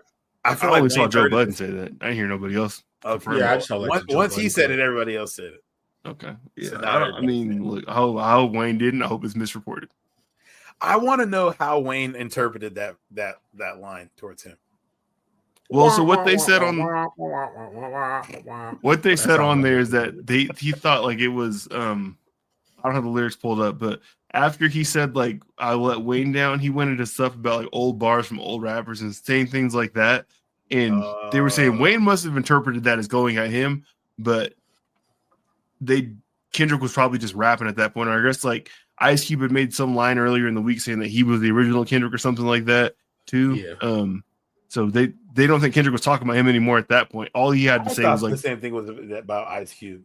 Nobody congratulated him on the Super Bowl stuff, and that's really all what Kendrick's point was. Kendrick is a massive Wayne fan. He had a project called C4 right when C3 was about to drop, where it was basically him rapping over the Carter 3 beats, because he loved that man. So I don't really think he thinks anything of it other than like one of his idols didn't show him appreciation because Wayne has been playing victim. And that LA Super Bowl definitely messed up the perception of what Super Bowl performance is. Because now folks are like, oh, it's in Houston. We gotta have Bun B and Chameleonaire out there. Like that's not ever what it's been. That was a one-off weird thing in a new stadium with a team. And it was in a new Dr. city. Dre, bro. Like Beats by Dre, huge. Like they got advertisements in the NFL, and that's a good point too. Because the Apple Music halftime show put up somebody who works for the company, basically. Where it's like, owns part of it. I don't know. I think Wayne does feel away, but I don't know, man. As the great philosopher Waka Flocka Flame said, we don't care about you old niggas and them old war stories. Fuck out of here, old nigga. Maybe Wayne is taking the whole song into context. So when Kendrick said it used to be fuck that nigga, now it's plural, maybe he's taking it as like everybody mentioned in this song, he's saying fuck you, but he mentioned Snoop and he clearly doesn't seem to be taking a shot at Snoop, and Snoop didn't receive it that way. So I'm interested if Wayne's gonna I don't want to hear a Wayne diss track towards Kendrick. Please no. Wayne got 11 dreads, bro. Ain't nobody worried about that nigga no more, bro. Oh, I love Wayne. Wayne's one of my favorite rappers ever. That nigga don't want no problems with Kendrick right now. And Wayne, if we keep it in a buck, bro, Wayne's not really battle tested like that. No, that nigga got off on Willie the Kid. Or Gilly the Kid, my fault. Shout out to Willie. Shout out to all my Detroit niggas. Gilly the Squid, or what do you call him? Yeah, that nigga did that freestyle about Gilly the Kid. Cause Blake know, cause me and Blake was on those tapes heavy, those Rio Gang We Got It for Cheap tapes. Pusha T was dissing him on a couple of those. Wayne was silent. Wayne waited 8 years later to drop Ghoulish. And then in the first line that says fuck Pusha T and everybody that love him. Head up his ass, I'ma have to headbutt him. Hey, the first line being fuck everybody and everybody that love him was so hard that you forget that the next line was that bad. That diss track is fucking awful. I'm like, this ass, it's Ghoulish, right? Bruh, Wayne's not battle tested. And they're like, Wayne with 12 dreads and trying to get sober now, bro, he will get smoked in the battle, bro. Remember we said the 50 Cent, bitch, I pour syrup in that vitamin water. You're just adding on to my argument. Yes, he is not ready for smoke. Yeah, he said, bitch, I pour syrup in that vitamin water. Yeah, okay. All right. Yeah, he's a fucking crackhead. And I love Wayne. Shout out to Wayne. But yeah. That nigga, come on, bro. Like, we don't want to see that nigga perform at halftime, bro. I would watch it. I'd watch Wayne halftime for sure. Oh, nigga, I'm going to too. I'm not saying I watch it over Kendrick, but like, Wayne got a lot of slaps, bro. Like, bro, we saw all the video clips of him performing that shit recently, bro. That nigga's not no performer, bro. That shit did not look good. You could do like "We Taking Over," bring out hella people. That waste like 7 minutes right there. Oh, you could do pop bottles that would waste another. Respectfully, Blake, go fuck yourself for suggesting that he perform "We Taking Over." It's crazy. I don't want to hear him do Lollipop. You have to get those two off, and then you can finish with a Millie. We're good. The 3-song halftime. Niggas want Wayne to perform "Bad Side" with Joel Santana. You can throw that in too. Be all right. Nah, is the Millie Wayne's biggest song? Nah. What is Wayne's biggest song? Probably a Millie. I feel like it's gotta be. Nah, he's gotta have some. Is Lollipop or a Millie? Lollipop probably was up there. Something off the Carter 3. Sir. He can't do Lollipop. That shit's too explicit. He can't do Mrs. Officer either because of Bobby Valentino. I don't want to hear none. Not in my NFL. What Bobby do? Oh, you know what he did? He was on that Young Buck. Oh, he was having somebody slapping on his forehead. Hey, drop the mic on him. The real one, Mike. Speaking of people getting slapped on the forehead,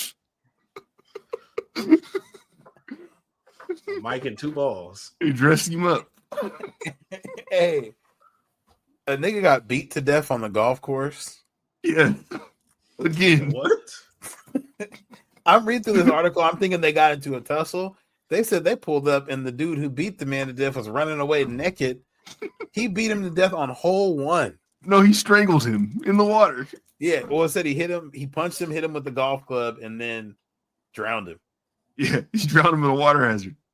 Jesus Christ. On the first hole. Let me tell you this. Tyrell can attest to this. As someone who's played this golf, there's nothing that can get you this mad about that game. Drown a nigga in the water hazard? These people got issues. Yeah, it said at the time, Bouchier, the dude who killed him, had no legitimate reason to be at the course. He just pulled up to kill somebody. Yeah, it's not funny. Somebody is I didn't dead. know that part. But that nigga showed up on a mission. He stripped butt naked and killed somebody on the golf course. I got a question. I know you guys are y'all some golf niggas. Are you allowed to bring your pistol to the golf course? 1,000%. Okay. Yeah, you're just outside. No one's like checking you. It might then maybe there's a sign in the clubhouse that says you can't have weapons inside the clubhouse on the golf course itself, like especially public ones. Yeah. I haven't been to a golf course where they're super be like on what you're doing, but you can kind of do whatever you want when you're out there, Jamal. Like you're not supposed to bring drugs and like usually or liquor, you out there like playing with somebody like yo, like dog. Yeah, with 4 people or yeah, 3 like, people. Nigga, I force them. Jump this nigga, bro. Y'all, I know y'all. Like if we all went golfing, bro, y'all let the nigga kill me. They're probably trying to find their Jamal, ball. There is no circumstance in which any of us are ever going to be out somewhere. I'm not letting any of my friends get beat up, even remotely. Like if it looks like things are going sideways, we're jumping him. I think we have a straggler. Like y'all let this man kill me, bro. Y'all couldn't help. Yeah, now if it was John Jones, then okay, I get it. Then that is a good. He kills me, and y'all are paralyzed now. There's no way that on hole 1 you're by the clubhouse. There's just got to be a bunch of people around. Don't they have like security and shit? How's security like? Oh, unless you're like a country club, maybe, but I don't even know if they got security. Yeah, people were. It says that like there was people, there were onlookers. My biggest fear is getting like killed and like waiting for somebody to help me, and nobody is helping me. Like it's different, you know. You in the woods, you're alone. You know you're about to die. But if it's like, hey man, people are watching me get stomped out. Somebody help me. That is like my biggest nightmare. Oh yikes! Nigga, yeah. Anyway, that's RIP to that dude, man. That sucks. Water hazards are disgusting too. That's a lot. That's a nasty way to end your life. Yeah, them shits are just stagnant water that's been there for however many years. COVID started at water hazards. I'm convinced. Somebody fell in and came out with that shit. Yeah, that shit look like the Nate Dogg and BG knockout fight. Y'all ever seen that clip? What? When Nate Dogg was hitting niggas with golf clubs at the golf course? When Ruthless was fighting Dog Pound? Where did you guys have to go on YouTube and look this up? This shit is hilarious. You just see Nate Dogg with a goddamn bowler hat swinging a golf club with full force. Like, niggas. Hey, yeah. Get the fuck out of my way. Yeah, why were all these niggas at a golf course at the same time? Nigga, I don't know. But yeah, RP Nate Dogg. You got classic. You gotta look this shit up. That was a funny. All right, but no, I didn't. Crip classic. I know we kind of did just touch on music, but y'all folk with any other music that's been dropping out lately? I feel like we've been getting some good music as of late. I heard this Wagwan Delilah. Shit was slapping.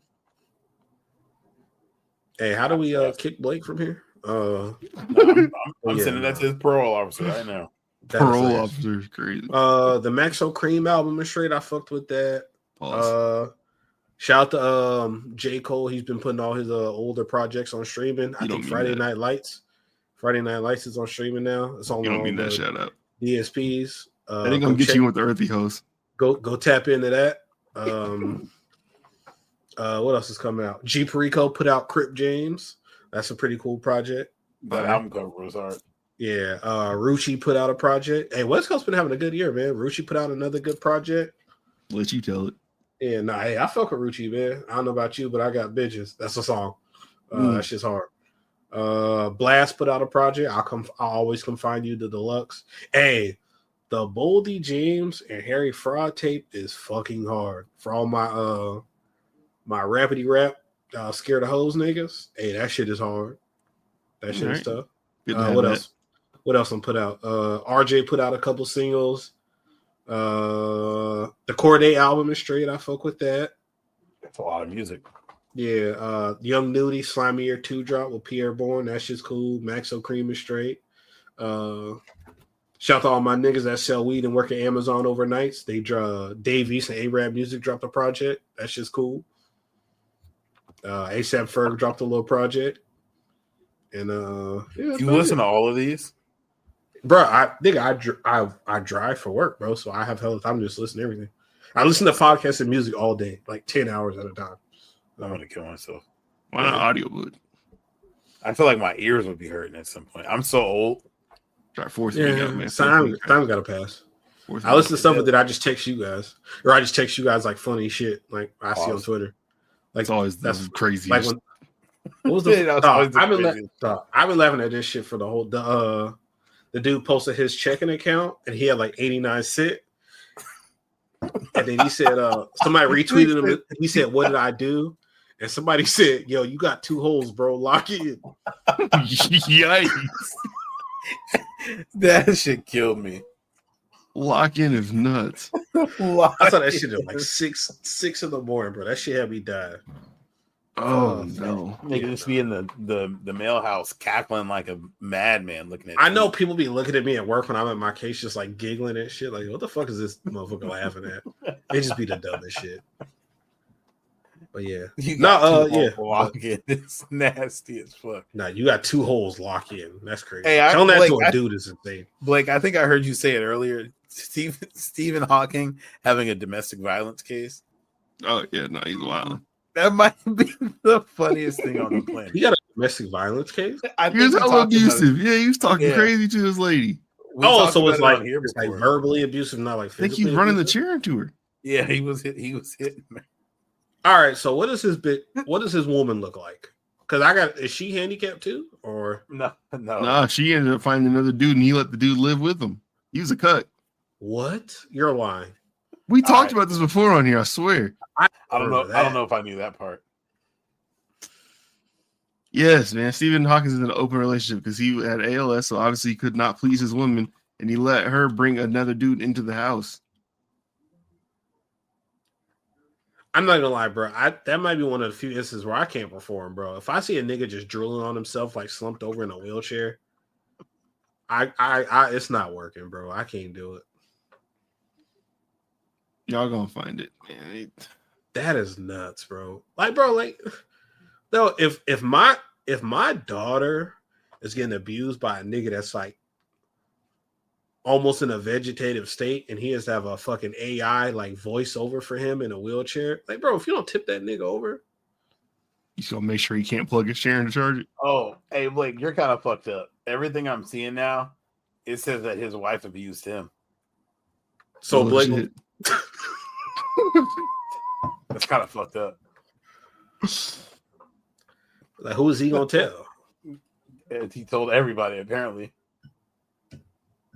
I don't know. She seems to be out here living good. There's no way they'll let an abuser or handicapped person live well in this world who was just and right.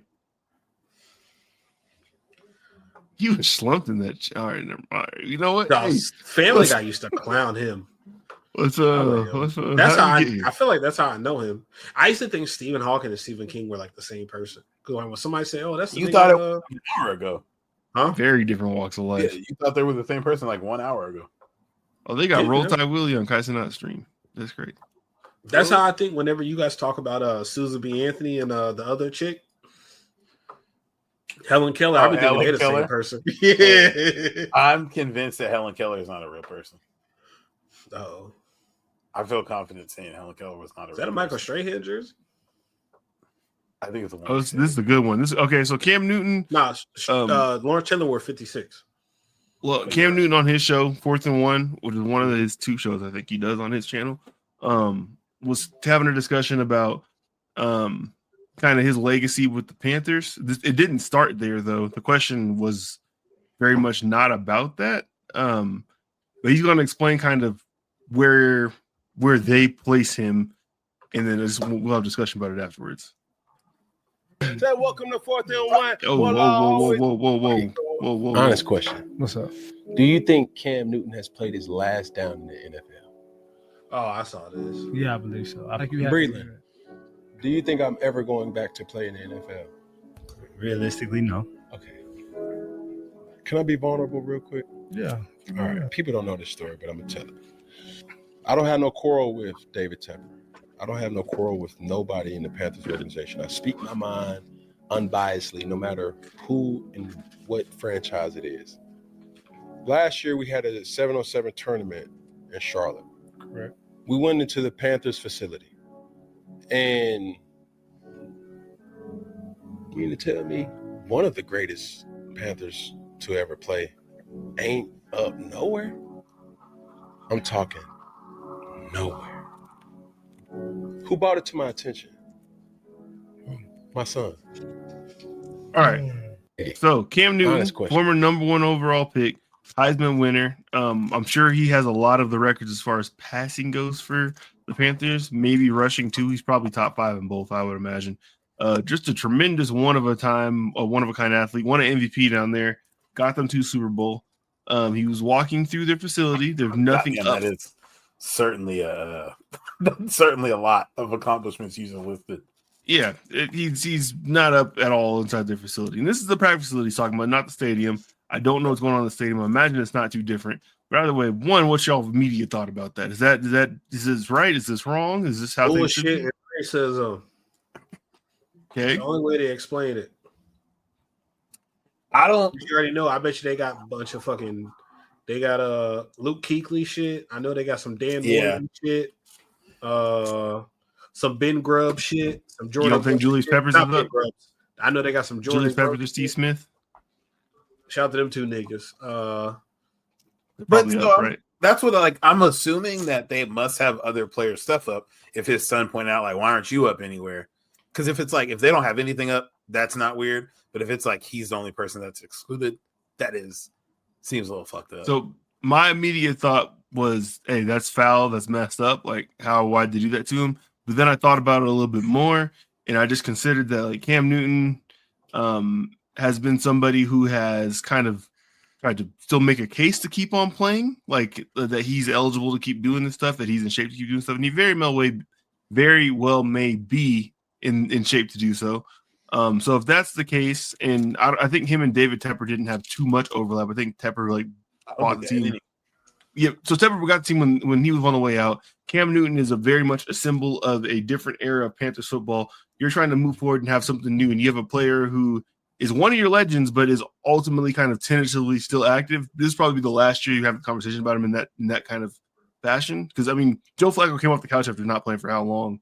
Cam Newton could probably do what Joe Flacco did. It's just when someone picks up Cam Newton, they're not asking him to do Joe Flacco's job either. They want Cam Newton football, which Cam he might not be able to do after that injury too. They might not be able to do that kind of football with him no more.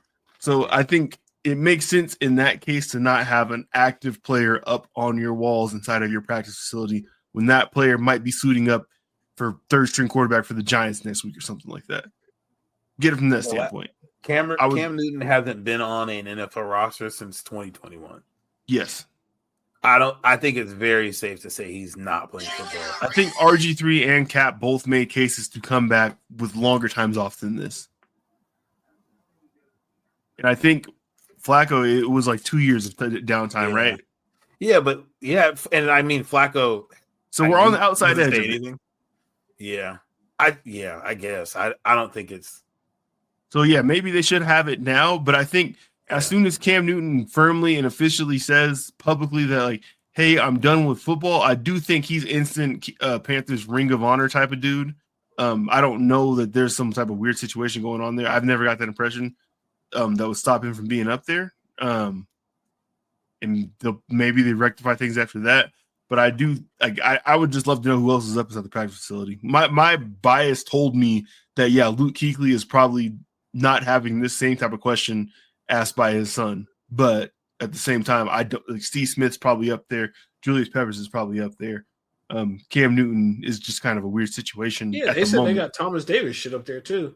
Sure they got Thomas Davis, nigga Musha Muhammad. Those guys Mike all Rucker. had hard turnoffs of their career though, where they said they were done playing football. Cam Newton just couldn't make a roster. He never said he gave up. Bro, we knew that nigga was done, bro. We do, but like he doesn't, and he doesn't talk like he's done either. That nigga knows he's done, bro. I think there's something he could do very well to make his gesture open and clear. Like I think they'd be happy to give him a one-day contract to sign to retire as a Panther. He'll probably get it soon, honestly. Because didn't he say it's on him? I think though. Is it because he said he hasn't officially because you got to fill out paperwork and shit when you officially to retire? Right? Yeah, you got to. It's a motion you have to do in order to retire yourself. That could be a part of it, honestly. Like I do think it's like, bro, it's like he's probably the second best player in franchise history. I will say number one is probably Julius Peppers. Yeah. Yeah, and then it's probably Cam because like nigga, he led them to a 51 season, and like he's their only league MVP. Like he kept them afloat. He saved their fucking he definitely saved that what's the Mexican coach they got? What's my man's names? Ron Rivera. He saved Ron Rivera's job like twice. So yeah, so it's, Ron Rivera needs to be up there personally painting murals of Cam Newton. Pro Football Focus is making a case that he's the best player in Panthers history.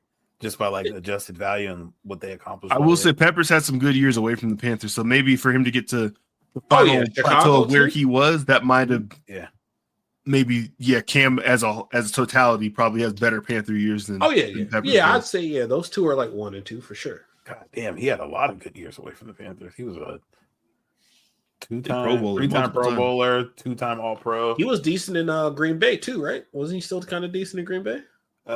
He made a Pro Bowl in Green Bay in 2015. Okay. Yeah, I think as soon as Cam decides to have it ceremoniously be the end of his run, whenever he wants to ingratiate himself back over there and do that, the Panthers got shit going for him. They'd be more than happy to have a Cam Newton night or Cam Newton game day, or where his jersey gets raised up, his name goes on the Ring of Honor. They would probably love. They don't have anything for people to come to the game for at the moment. No one wants to watch Adam Thielen run routes. Like, sorry, bro. Like we're not here right now. I guess I'm just kind of I'm finding it hard to believe, which I imagine he must find it hard to believe that they're thinking about like, well, we can't put a picture up of him anywhere because he might think about playing again. Like that just seems like an interesting reason to not have someone up. So I let me finish adding context to this. If you just drafted another quarterback 1 overall and you put a guy up on the wall who is still saying that he can play the game, while you're trying to get this quarterback's confidence restored, you're dealing with problems that cause you to pull him from the starting lineup and everything like that. Having another guy, doesn't Bryce Young wear number 1 too? No, Bryce wears 9. Yeah. Okay, my fault. That's going to go another level further than that. But either way, having the guy who successfully did what you're asking Bryce to do up on the wall, and that guy is saying he can still play ball and Bryce is playing terrible, is probably not a good idea. I feel you, but that is certainly some smart thinking that I think that organization is definitely smart enough to think about. I think the collective brains down there in Charlotte, North Carolina. Yep. Okay. Got it. Maybe not David Tepper on his own, but maybe equipment manager, get in there. Fun squad, mascot. This nigga Cam is ridiculous. He has 63 rushing touchdowns. One of my favorite players, like ever, just as a player. Dude, he was fucking nice. That rookie year was absurd. Best Heisman ever, bro. I don't give a fuck. Team on the back.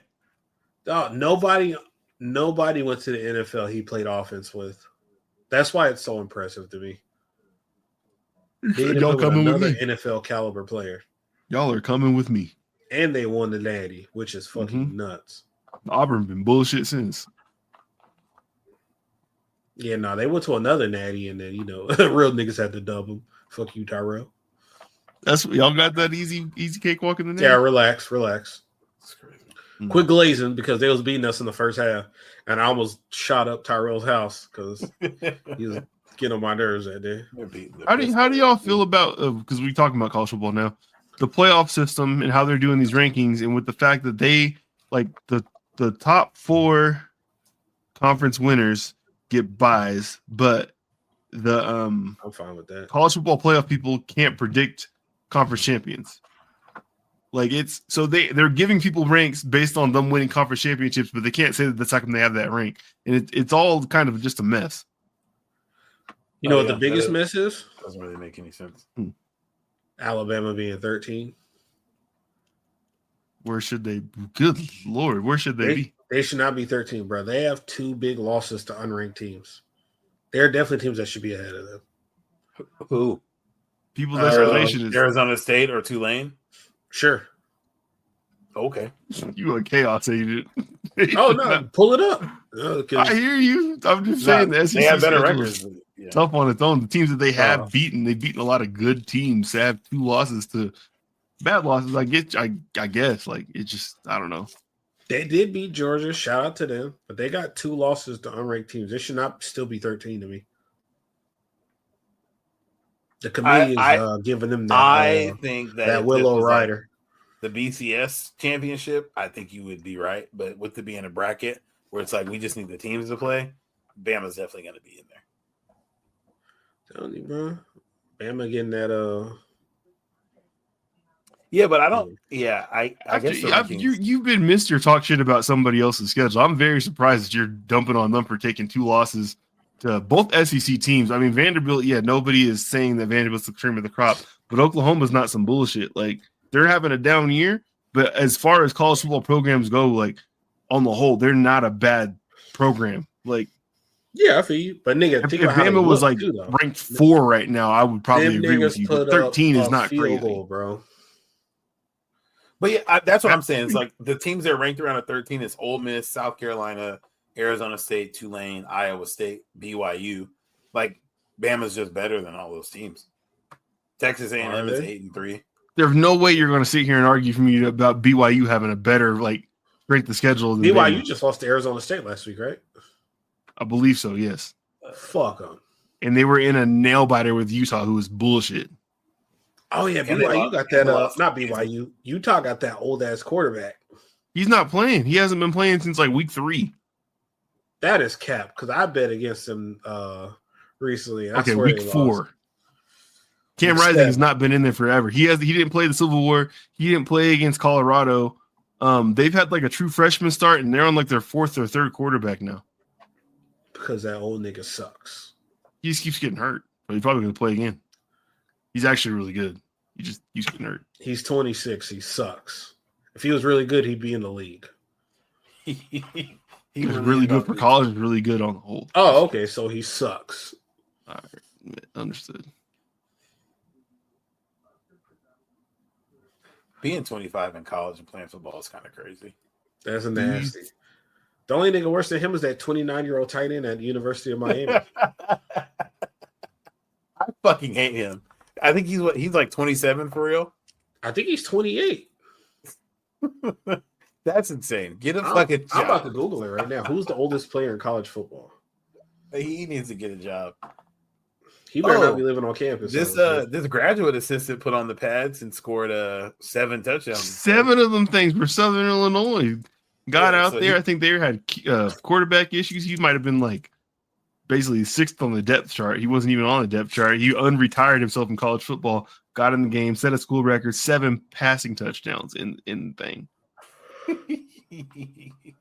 A dream. Okay. He was a 3-star recruit in 2019, so he's not even that old. He's what? Yeah, like probably 25. That's a good 4 years. I think he retired because of medical injuries. He kept getting hurt. Okay, yeah, so that's not crazy. Shout out to him. Yeah. Throwing 7 touchdowns is kind of crazy though, for sure. Yeah,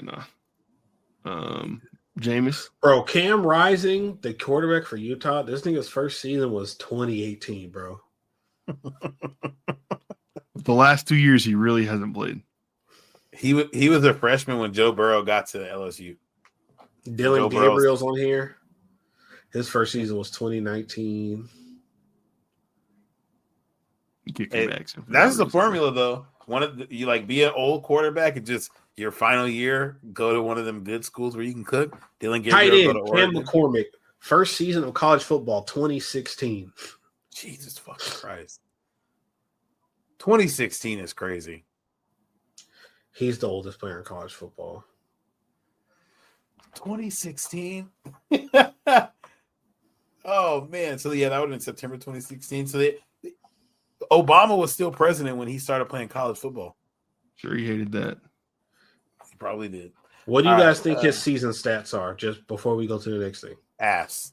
Cam Rising on this season. Cam McCormick. I have no idea. I've seen him catch a couple balls. I don't know. I think he has 2 touchdowns or something like that. If you've seen him catch a couple balls and you've seen all his stats, he has 4 catches, 28 yards, and 3 touchdowns. So he's 3 touchdowns. Oh, he's like Antonio Gates did last year. 4 catches, 3 touchdowns. Low key. He got 1 job and 1 job only. All right, what Jameis do? Oh my goodness. You don't become a Brown until you look at his face tonight.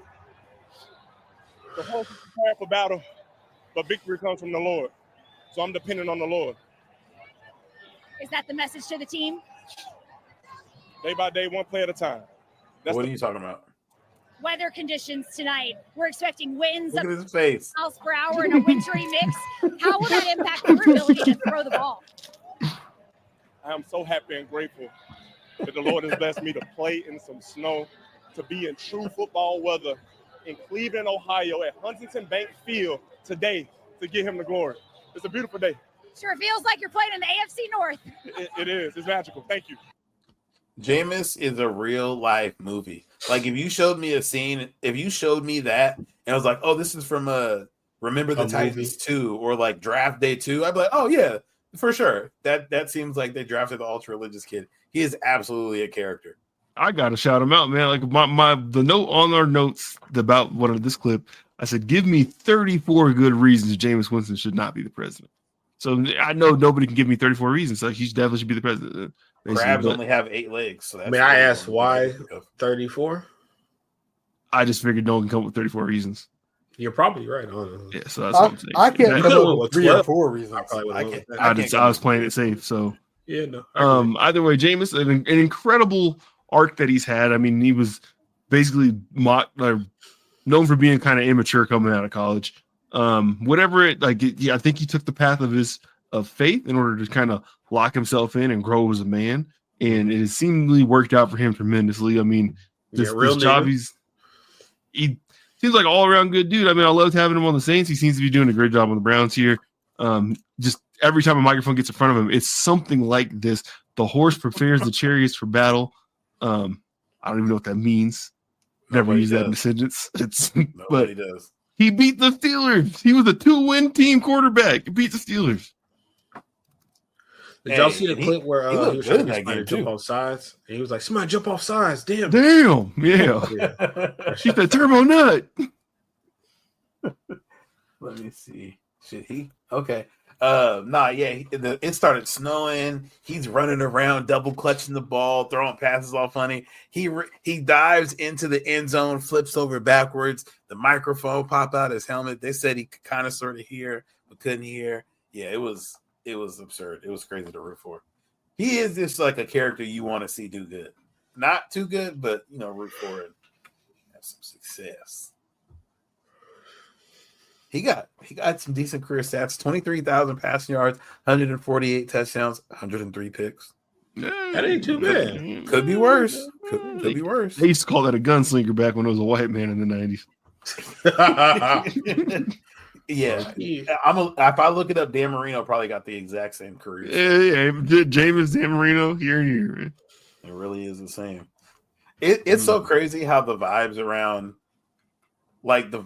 a player can just alter a team so much. Cleveland seemed so much lighter as a team.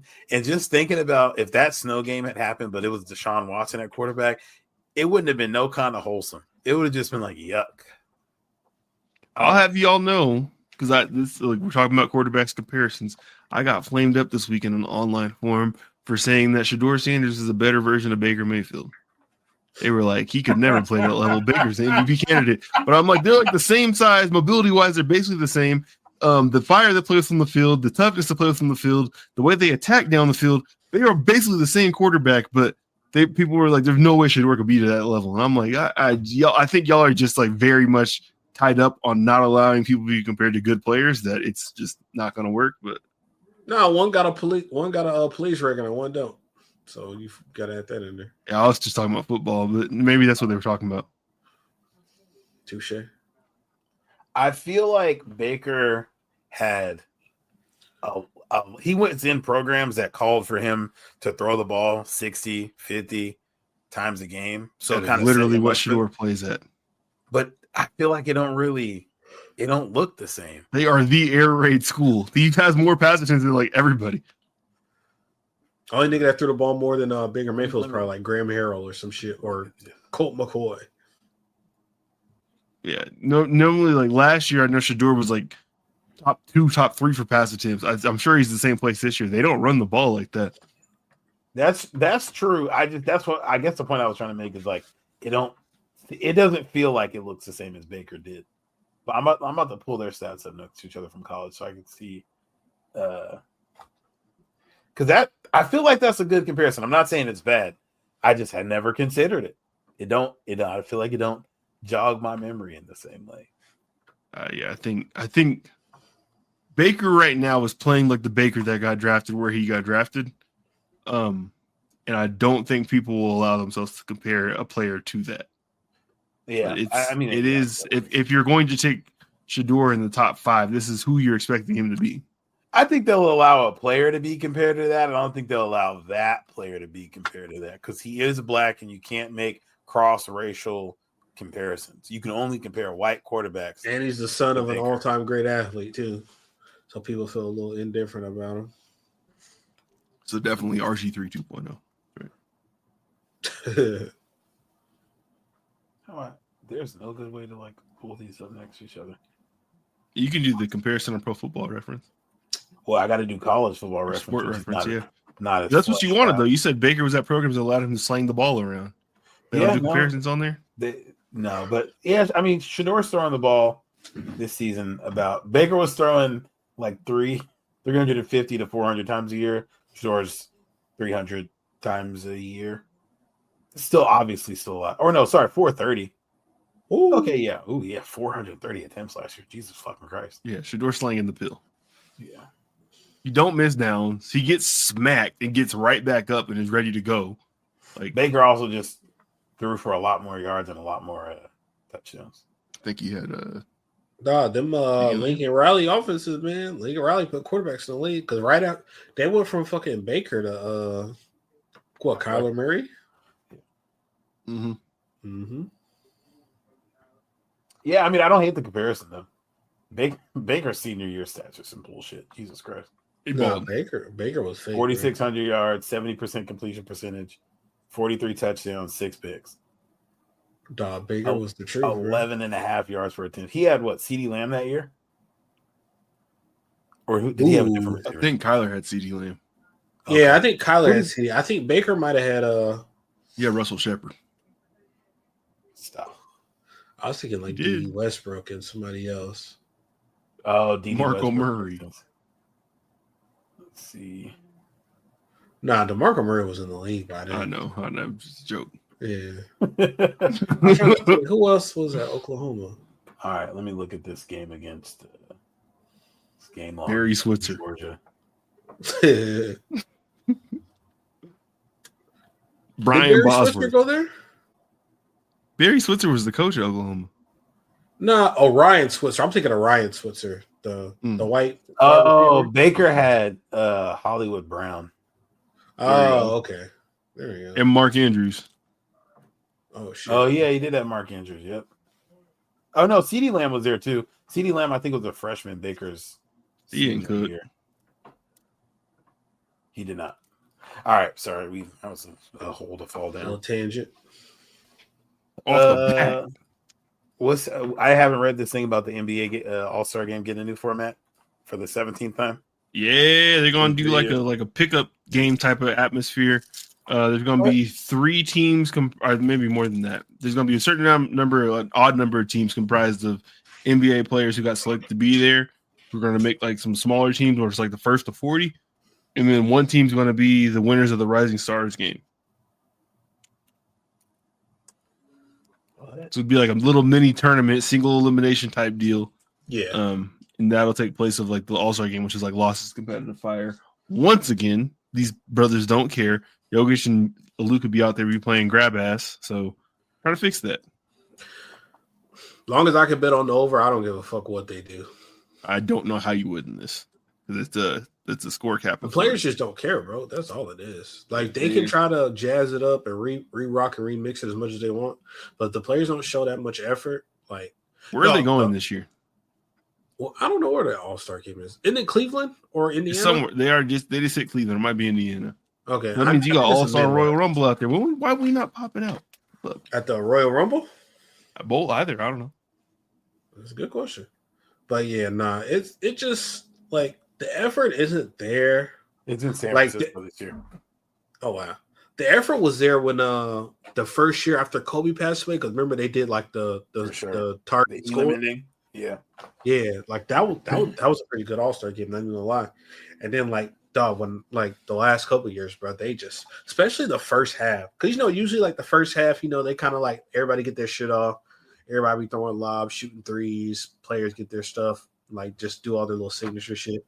Then the second half, like if the game's close, they kind of ramp it up and play a little more competitive to see who's gonna win. But I do like, I think at first hearing the tournament, like it's 4 teams of 8 players kind of sounds weird, but I do think you could probably get more effort out of them if instead of it being a timed 4-quarter game, if it is like a first to 40, like just trying to get to a certain, because then it's just like you're not just trying to let somebody score buckets on you, because as soon as they get to 40, the game's over. Like, yeah, I think that does like innately make it more competitive, and then like you probably want to win the tournament on whatever team you're on. So I could see that getting a little bit more effort out of them, especially the Rising Stars team. Like I feel like they're going to be trying to gun to beat some of the teams of All-Stars, which I think it'll like call for a pretty good game. So yeah, I'd be interested to see what that looks like. I guess, but, man. I can't tell if they plan to do that this year. I think it's this year. Yeah, they're trying to do that this year, possibly. That's this year. That's what they're thinking.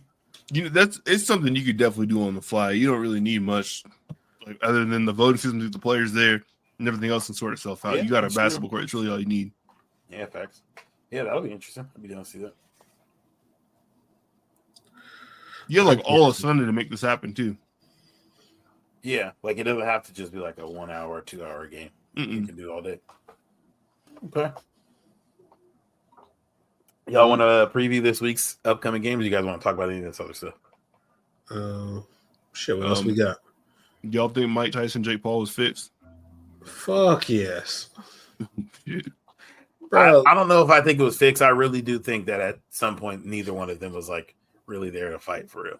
Nigga, after the pulled up. round. Yeah, for sure. After that second round, it was like, yo, I'm done punching. They looked gassed. Well, Mike Tyson was done. Mike looked gassed, and I think Jake didn't want to knock his old ass out. I think Jake Paul was worried about killing him. Yeah. Even Jake Paul said, like, yo, like he's in one of them press conferences, he was like, yeah, I didn't want to. I kind of definitely took my foot off the gas. I'm so mad I didn't bet on that shit. I got homies that bet on that shit, bro. Man, that's so fucking stupid, bro. You never know, though, man. That's what every single announcer before that fight started was like, as you get older, speed goes away, reaction time goes away, your power never goes away. So it's like everyone's just thinking that one punch could do it because Mike has like the legendary power. I mean, bro, after that second round, I was like, yo, I'm a dumbass. I don't know why I didn't bet on it. Mike Tyson threw less than 100 punches that whole match. He bit the glove, though. He's like, I could not figure out what the fuck he was doing by biting that glove. You know, he's short, bus. I was like, that's nuts. That seemed incredibly aggressive. But yeah, no, that shit was fixed. Do you think there's any more like fights with Jake Paul like that are interesting or intriguing? I feel like this was like such a bad display. It's kind of like, why would I invest? They'll certainly get him fighting, I think, a bigger name sooner than later. Not even necessarily a pro, but somebody else that like people will want to watch. If he's open to fighting Serial Graper, there's somebody from Ireland who might be available. Oh yeah, he did call Connor out recently. Yeah, he wants to fight Connor. Yeah, he called Connor out right after that fight. I think I seen something where Jake Paul said. He said something about Canelo. I was like, man, dude, I don't think. I mean, he's obligated to say certain names just to like. He's way bigger than Canelo though, so it might be interesting. What about Canelo? What'd you say, Blake? He's bigger. Like, size-wise, he's bigger than Canelo, so it might not go the way you think. I think Canelo would put him in the hospital. I do think Canelo would pretty thoroughly fuck him up. I don't feel like his size wouldn't matter because I don't think he'd be able to like really hit Canelo though. Canelo's in his 30s. Mike Tyson is almost 60. That's fair. That's a couple of years different for sure. And we haven't seen Canelo get work since what? He fought Floyd? Yeah. Triple G. Oh, yeah, that too. And that was like Triple G. Like, Triple G was that guy. Like, if Jake Paul wouldn't fight Triple G, you get murdered. Hey, Jake Paul could fight Floyd to avenge his brother. To avenge his brother. Fuck them. I forgot. Fuck them as a family, as a collective, and as a record label. They're really cashing in on them bullshit ass fights. Jamal, you got any tickets you put together already for Thanksgiving? Or are you going up to the casino at 6 a.m. tomorrow? The first game's at like 9. I do gotta go pick up a ticket tomorrow. So actually, I'm going to go look at since we right here. Let me go on BetMGM Sports real quick. Let's see, NFL. We got the Bears at +10. That's a lot of fucking points. 10 points is a lot of points. Yeah. But the Lions be smacking niggas though. The Lions do like to score 50 points. Yeah, the over's at 47.5. I think the Bears are too good on defense to give up 50 points. I could definitely see this being like a 27-13, 27-11, like kind of weird score like that. So you think they covered a 10, -10? You think they still win by more than 10? What you telling me, the Lions? I feel like that's a stay away. Because you said 27-13. I did say that. I wouldn't bet my money on that. So I would stay away. That's a lot of points.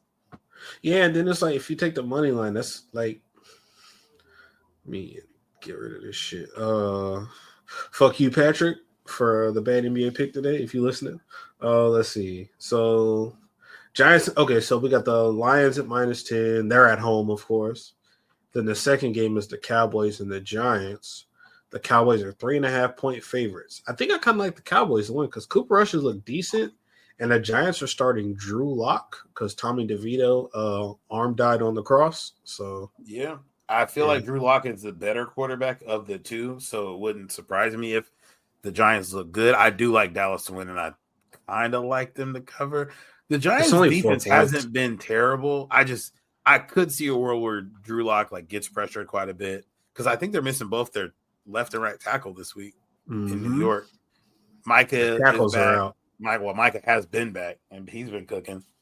And ever since he's been back, that defense has looked a little bit better. So I could see them making it hard on Drew Lock. Yeah, if you got Michael Parsons going against a backup tackle, that sounds like a couple sacks to me.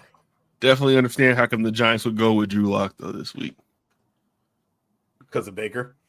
Well, nah, man. I mean, if I'm a football team, we probably wouldn't start someone who has the blood of the folks that killed Jesus at the quarterback on Thanksgiving. It's probably not a good idea. That's a good point. Do y'all see Baker doing the Tommy DeVito celebration? Yeah, it was a bit aggressive.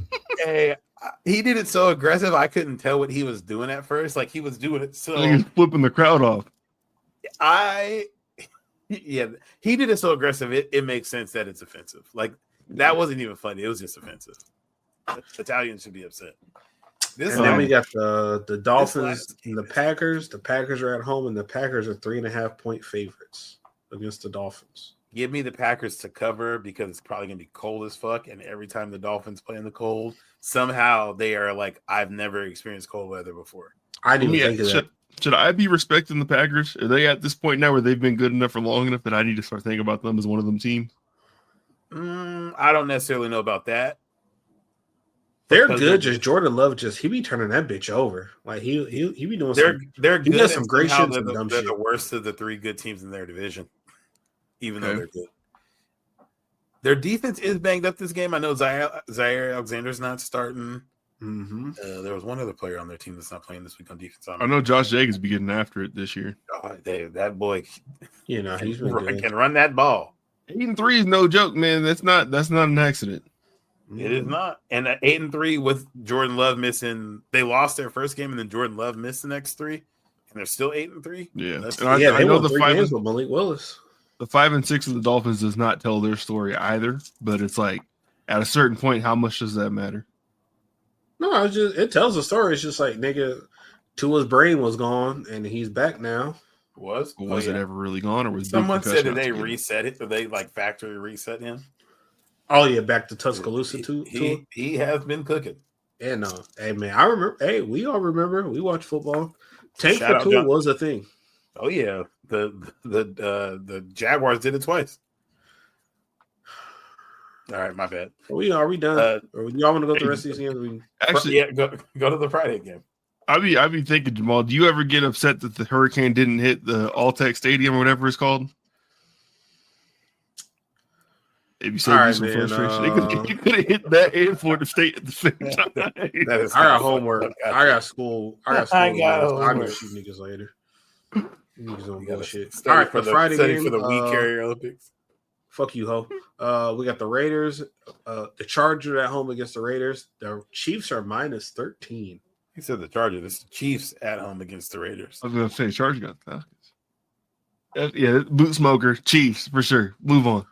The Chiefs never cover them big ass spreads. They don't cover the spread, bro. If you have double digit, we're talking about spreads. Yeah, of course. Yeah, I was looking at the spread. Yeah, because I don't do this shit. I don't. That's second, bro. Probably come. I'll be falling asleep. I don't know how this shit works, bro. The Chiefs are definitely winning this game, even though the last time these two teams, not the last time they played, but the Raiders beat the Chiefs at home on Christmas last year. They could pull another one off. Yeah, you know what I think every time y'all say spread? Pause. No, from the Love Below, like just spread for me. Anyways, all right. So we'll just go through the rest of the games. We got the Chargers against the Falcons.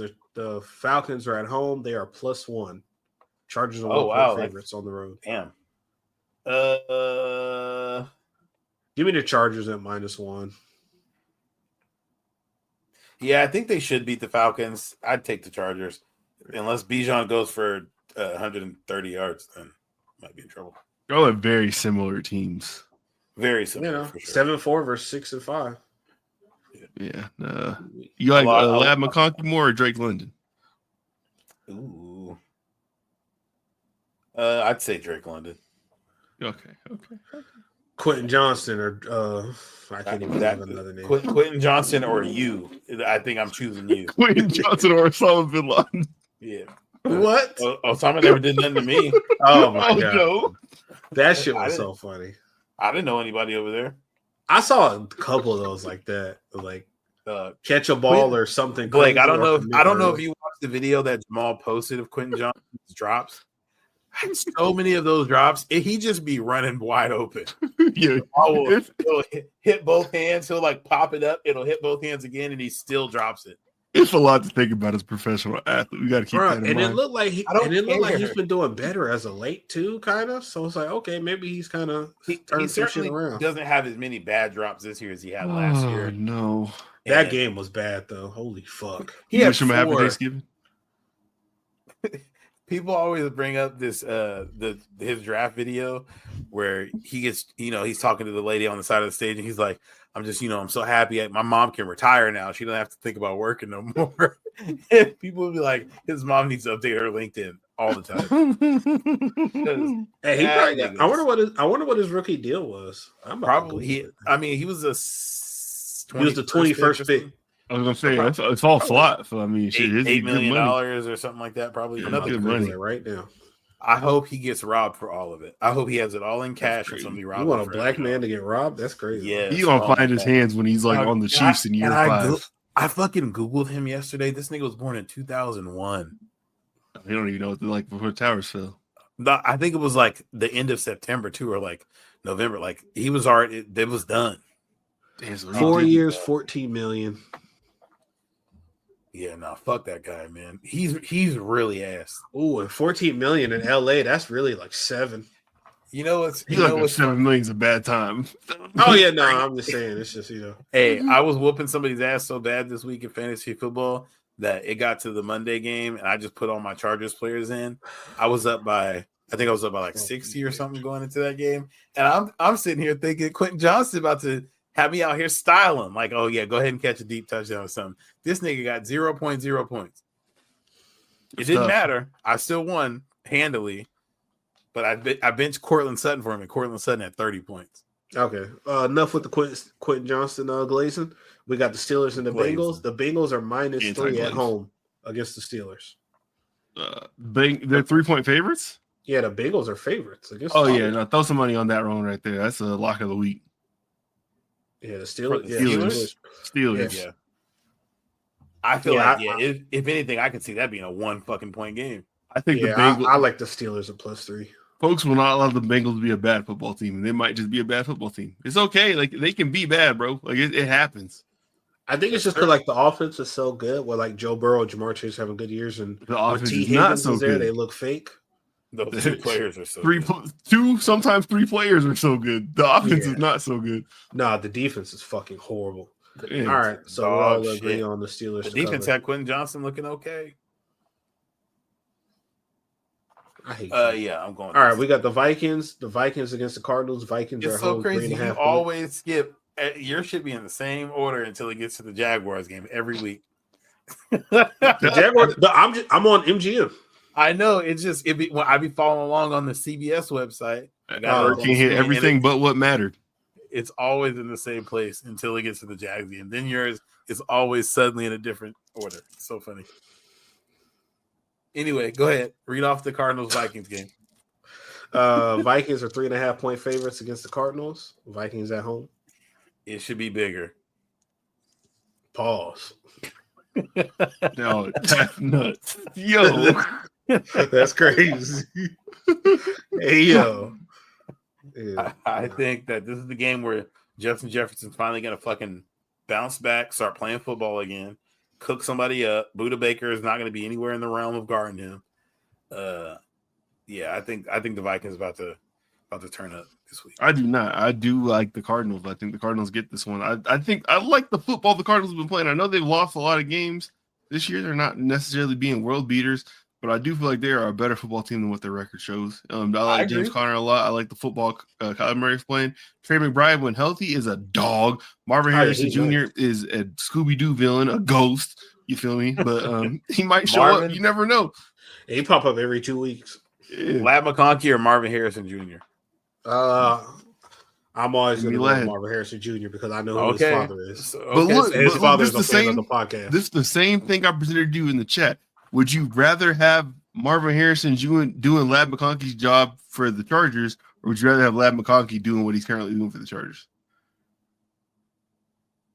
I think I'd rather have Marvin Harrison Jr. doing Ladd McConkey's job. That's all I said about Travis Hunter playing that position. I do think that he probably do a better job at it than Ladd McConkey. And this is the same thing I think people flame me up for saying about Shedeur Sanders and Baker Mayfield. But you just have to let them things go for a second. Remember, yes, I understand it's the NFL. It is a tough job. It is very hard to do. A lot of times it does not translate. But we are talking about the peak of the peak here as far as college players go. First-round draft picks, people who are expected to be contributors at the next level. And when you add it all up, Shedeur Sanders is a better athlete than Baker Mayfield. Travis Hunter is a better athlete than Ladd McConkey. Marvin Harrison Jr. is a better athlete than Ladd McConkey. No shade to Ladd McConkey, hell of a player, but it is what it is, man. I don't know if they're necessarily better athletes. I was looking at this because Marvin Harrison Jr. is a better, I think, overall wide receiver. Ladd McConkey runs a 4.3. He had the fastest shuttle for receivers. Is it a pro day 4.3 or was it a combine 4.3? I think it was a combine 4.3. I believe it was a combine. You think? Okay, of course you believe it was. I understand. We ain't gonna look into. I know you're not gonna look into. You know who else was a first round pick at wide receiver? Blake Quentin Johnston. He was a good athlete. That was a mistake by an armchair GM such as yourself that called it as a mistake from a million miles away. I mean, it was okay.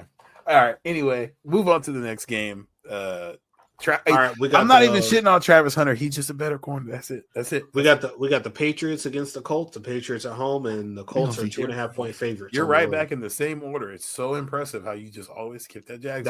That's just what they have on here. Hey, you were just reading what's in front of you. I understand.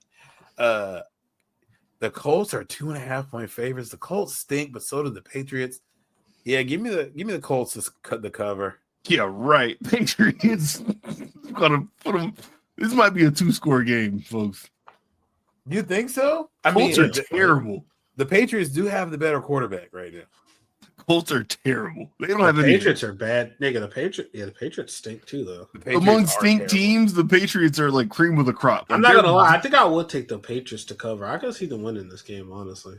Yeah, the Colts stink. Okay. Put somebody. I don't know, man. To be determined. All right, we got the shout out to Bad Newton up there in Indianapolis. We got the Seahawks versus the Jets. The Seahawks are 2-point favorites on the road. The Jets are allowing 27 points per game after they fired Robert Saleh, who had one of the best defenses in the league, and they promoted his understudy, and they are giving up 27 points a game.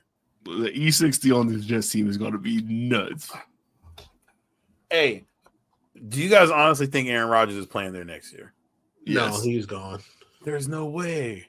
They don't have a better option is why I say that. And I don't know what they have of their picks left after everything they did this offseason, but what's on the roster, they do not have a better option than Aaron Rodgers. They'll figure it out. There's gotta be a cancer, bro. There's a free agent right now that's a better not a free agent right now. Jameis Winston may be available. You're not gonna do that. Jameis Winston right now is playing better football than Aaron Rodgers. He is, but I'm just saying you would rather again kick the tires on a first ballot Hall of Famer versus Jameis Winston. Even though you shouldn't. No, especially with bitch. But like that's the thing. They're kicking the tires right now. Again, Jamal, that's from your seat right there. It's not what he's actually doing over there in the locker room. We have no idea. I'm just saying you're gonna kick the tires on Aaron Rodgers again. He is. They're kicking the tires right now. He's stinking it up. Oh, he's terrible. He's not helping the cause. He fucking stinks. I want to say, the cause. Are you starting Aaron Rodgers or Daniel Jones next season? Okay, yeah, Aaron Rodgers. Okay, all right. I'd rather be upset at somebody who's displayed a higher feeling on this level than expect Daniel Jones to finally realize his potential. That's crazy. Are you starting Aaron Jones or are you starting not Aaron Jones, Aaron Rodgers or Derek Carr next year? Derek Carr. He's not available to them though. Joe Flacco or Aaron Rodgers? Aaron Rodgers. Based off of the football you've seen them play? Based on Joe Flacco's age. Okay. Nigga, they both old. Deshaun Watson or Aaron Rodgers? Rodgers. Deshaun Watson fucking stinks. And Deshaun Watson comes with way too much baggage. Like Aaron Rodgers is literal baggage. Aaron Rodgers did the same thing every single black health enthusiast did online. But all right. Insane. Okay. Calling him Next DJ game. Cable is so Him unnecessary. and Dr. Sebi the same person. Okay. Anyways, all right, we got the Commanders against the Titans. The Commanders Jamal, are at home. you piss me off every time you don't say Jaguars. You're gonna piss me off. That's literally the next game. It's literally the next game. look how much you got the order correct, except for that one game. We got the Argonauts versus the Sabercats. And this is 2 weeks in a row that you've done this bullshit. Bruh, I'm so mad.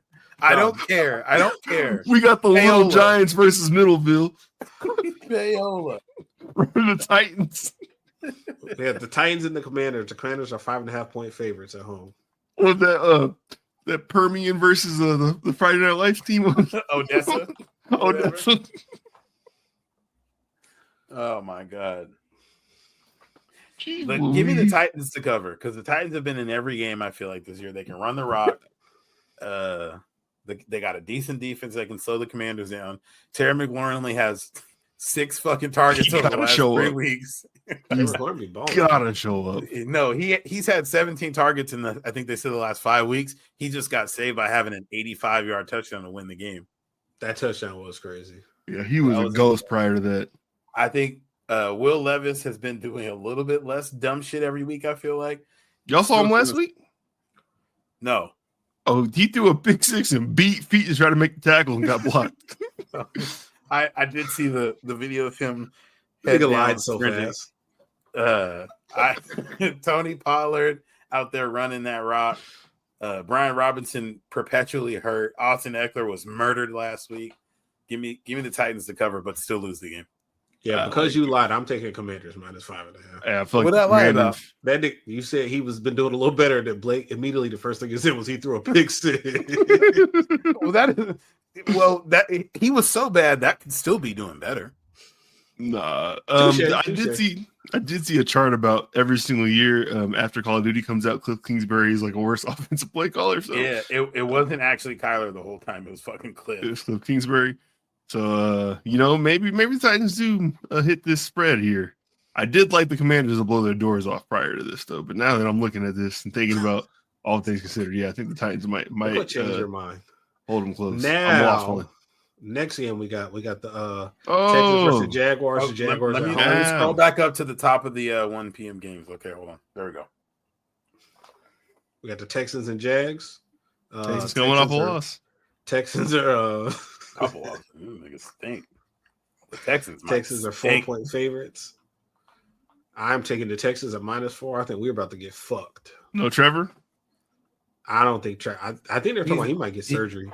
He's apparently a game time decision. He needs to get surgery, and we just need to shut it down and get Doug Peterson the fuck out of here and ship Trent Baalke to the moon. But yeah, and draft a tackle after you traded one away to the Vikings for no reason.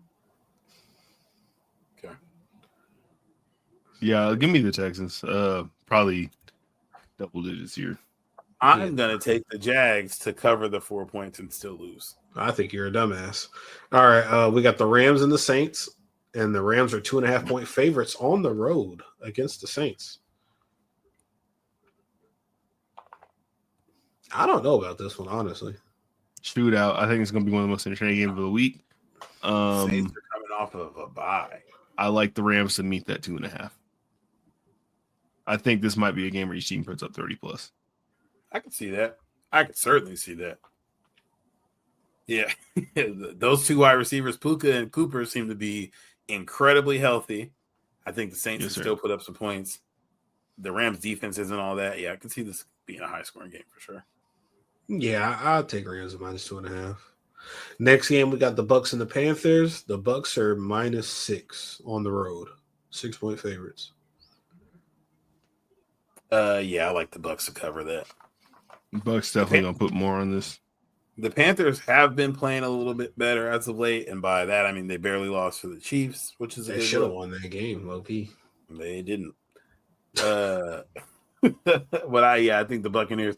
The Buccaneers. I feel like I looked at the stats last week, and it was like Baker had like 60 yards passing, no touchdowns or nothing like that. And every time I looked at the damn game, they were on the goal line.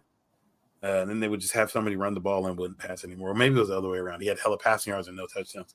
But yeah, he's been balling. I think. I like the Panthers to cover. If they fucked around and won that game, I wouldn't be surprised because they should have beat Bryce Young, man. last week. Yeah, Bryce Young's been looking all right. You playing decent football, bro. I'm very surprised. If it ain't congratulated, look like hate. If it ain't congratulated, with that say. Next game, we got the Ravens versus the Eagles. Ravens are at home. They are 3-point favorites against the Eagles. That's gonna be a good fucking game. We gotta admit the Eagles are a good football team at that point in time. The niggas are 9-2. Yeah, I think they have a really. Hey, they're no frauds, but they were 10-1 last year, and we see how that worked out. Yeah, they ran into the Baker buzzsaw.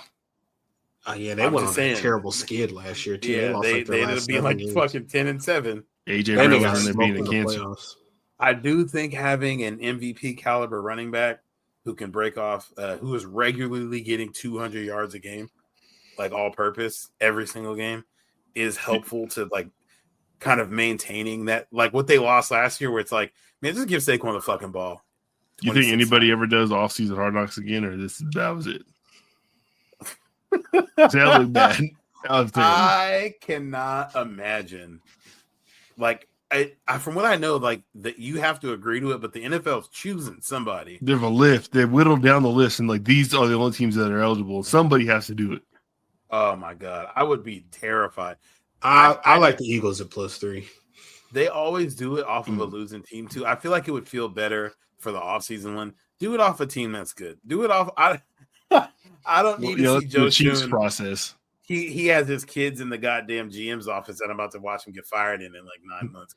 They were like, "Hey, we're just going to let Saquon hit the free agency market, and then he's going to come back and tell us what his market is, and we'll see what we can do." You idiots! That's your best player. Like, what are you doing? That sounds like such a good idea until you like. It would be different if they like, hey, we have Mahomes, we're letting Tyreek go, like we're gonna like see what he can do, like, but we have somebody here that like we feel good about. You had nothing else to feel good about except for that guy. Or if if it's some type of like restricted free agency process where they have first right of refusal on him and he can go talk to other teams, but ultimately, like if someone offers him, they get the ability to match it. He was a completely unrestricted free agent. That was so silly. And then we got to see if Daniel Jones can really do it. Like, don't be stupid. This is your job too. You know he can't. And then they got the clip of the owner like, I just hopefully if he's gonna leave, hopefully it's anywhere but Philly. I won't be able to sleep if he goes to Philly. And he was having an MVP season. Oh goodness gracious! Yeah, it's just worse because he went to a division rival. That's the Eagles can't keep getting away with this shit, man. They really got fucking prime Saquon and prime AJ Brown by just having a couple dollars to spare. He's on track for like more than 2,000 yards apparently, too. This is just all purpose. I think he's on pace. He's on pace for 2,100 rushing and then like 2,500 all purpose yards. That's sickening. All right.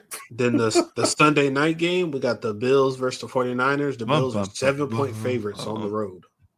I think the Bills. I think this is about to be the game that Jamal gets to break out his favorite quote. I think the Bills are about to stick it in the 49ers' ass. But backdoor. Is Brock Purdy out still? I don't know. I think last they said he was getting. I get that reference. That's funny.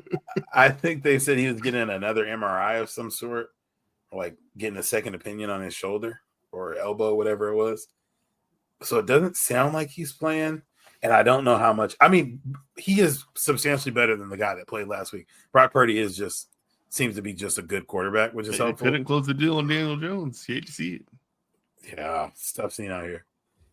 But yeah, I think the Bills are just playing much better football, and I could just see Josh Allen making it fucking tough for them. And they said it's going to be one of them games. They're expecting them to have like 9 inches of snow on the ground the day before, and shit, freezing cold, blah blah blah.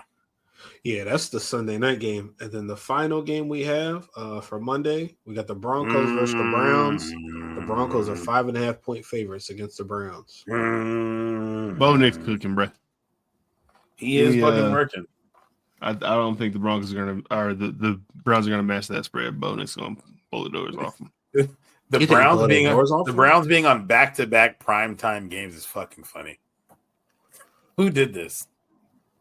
Paul Brown. The Browns could lock up though, man. Honestly, like if this game was like close, like I could see them covering. Like they just don't lose by 6. It was Kyle. I desperately need the Browns to win. So I'm saying the Browns are covering. Yeah, the Broncos are sneaking up on y'all. Yeah, I think we got the same record, if I'm not mistaken. No, you guys have one less lost than they do. Yeah, the Broncos they're buying next week. Mm-hmm. Oh my God, these late season buys are fucking criminal. Lamar Jackson got a bye next week. Somebody in our fantasy league got 7 players on bye. I think I saw. I was gonna say, have you targeted a quarterback for your Lamar Jackson replacement? I've had Justin Herbert on my roster for 9 weeks. Oh, you ready? Never mind. Specifically for week 14, because I looked at the history from last year and I played fucking Desmond Ridder to start a playoff game. Because I had Justin Herbert last when he broke his fucking finger or whatever. I think I have Tua in the dynasty, so I should be covered. Yeah, you'll be all right. That is fucking funny. Yeah, I went back and looked at the playoff game. I started Desmond Ridder. That nigga had 6 points. And a death sentence. That's crazy. Oh my God. I was fucking pissed. Oh shit. All right, well, that's it for the games, man. Y'all any, what are you guys thankful for before we get on up out of here?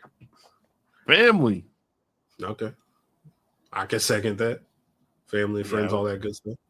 Family, having a job, having the means to provide for my family is helpful. Not being on Hosmer McKinley shitting standing up. Hey, I'm gonna keep it so real. I think Tonio had said something about it the other day or posted something.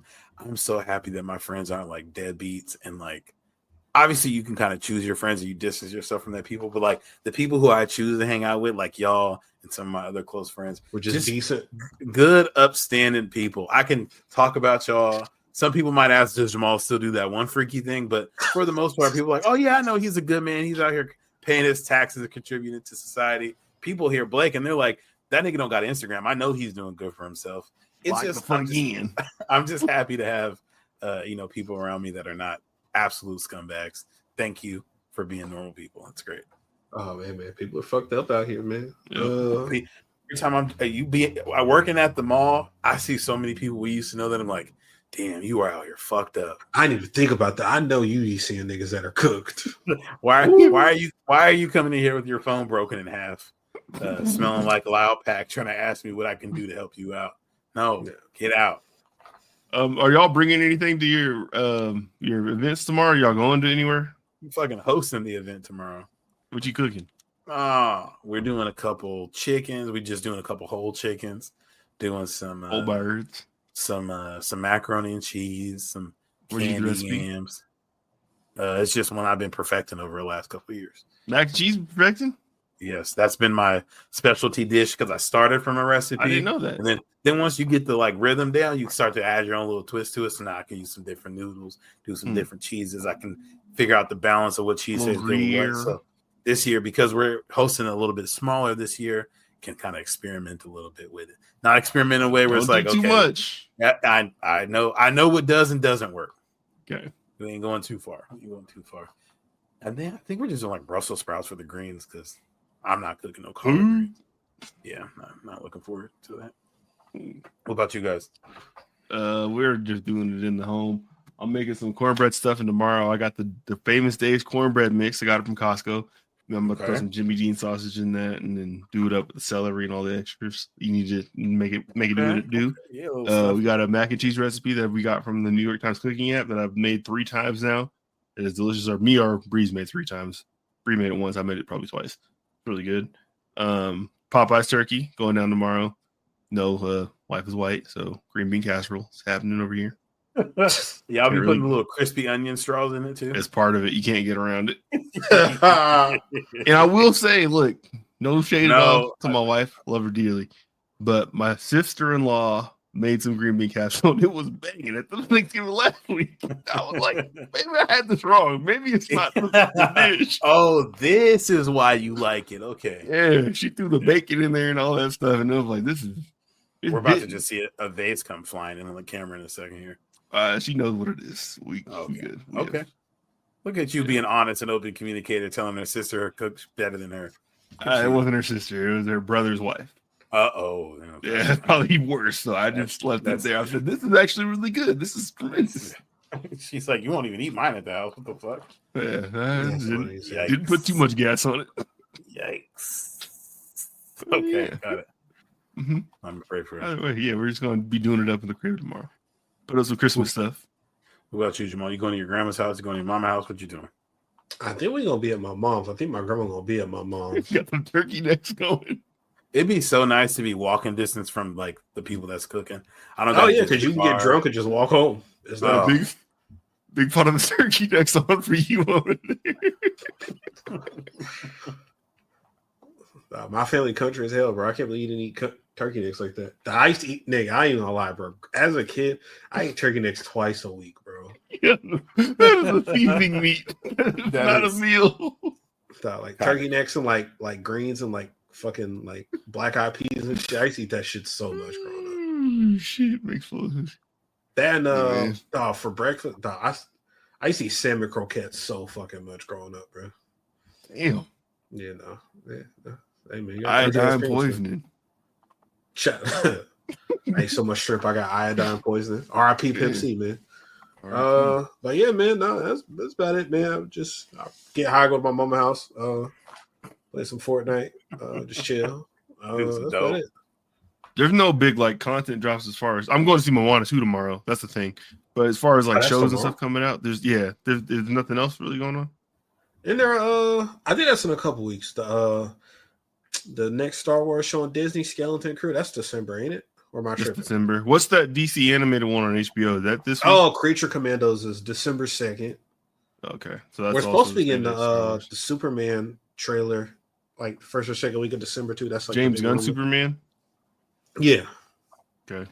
Oh, I did watch The Watchmen Chapter 1. Chapter 2 just came out. The animated movie of Watchmen. I know the thing.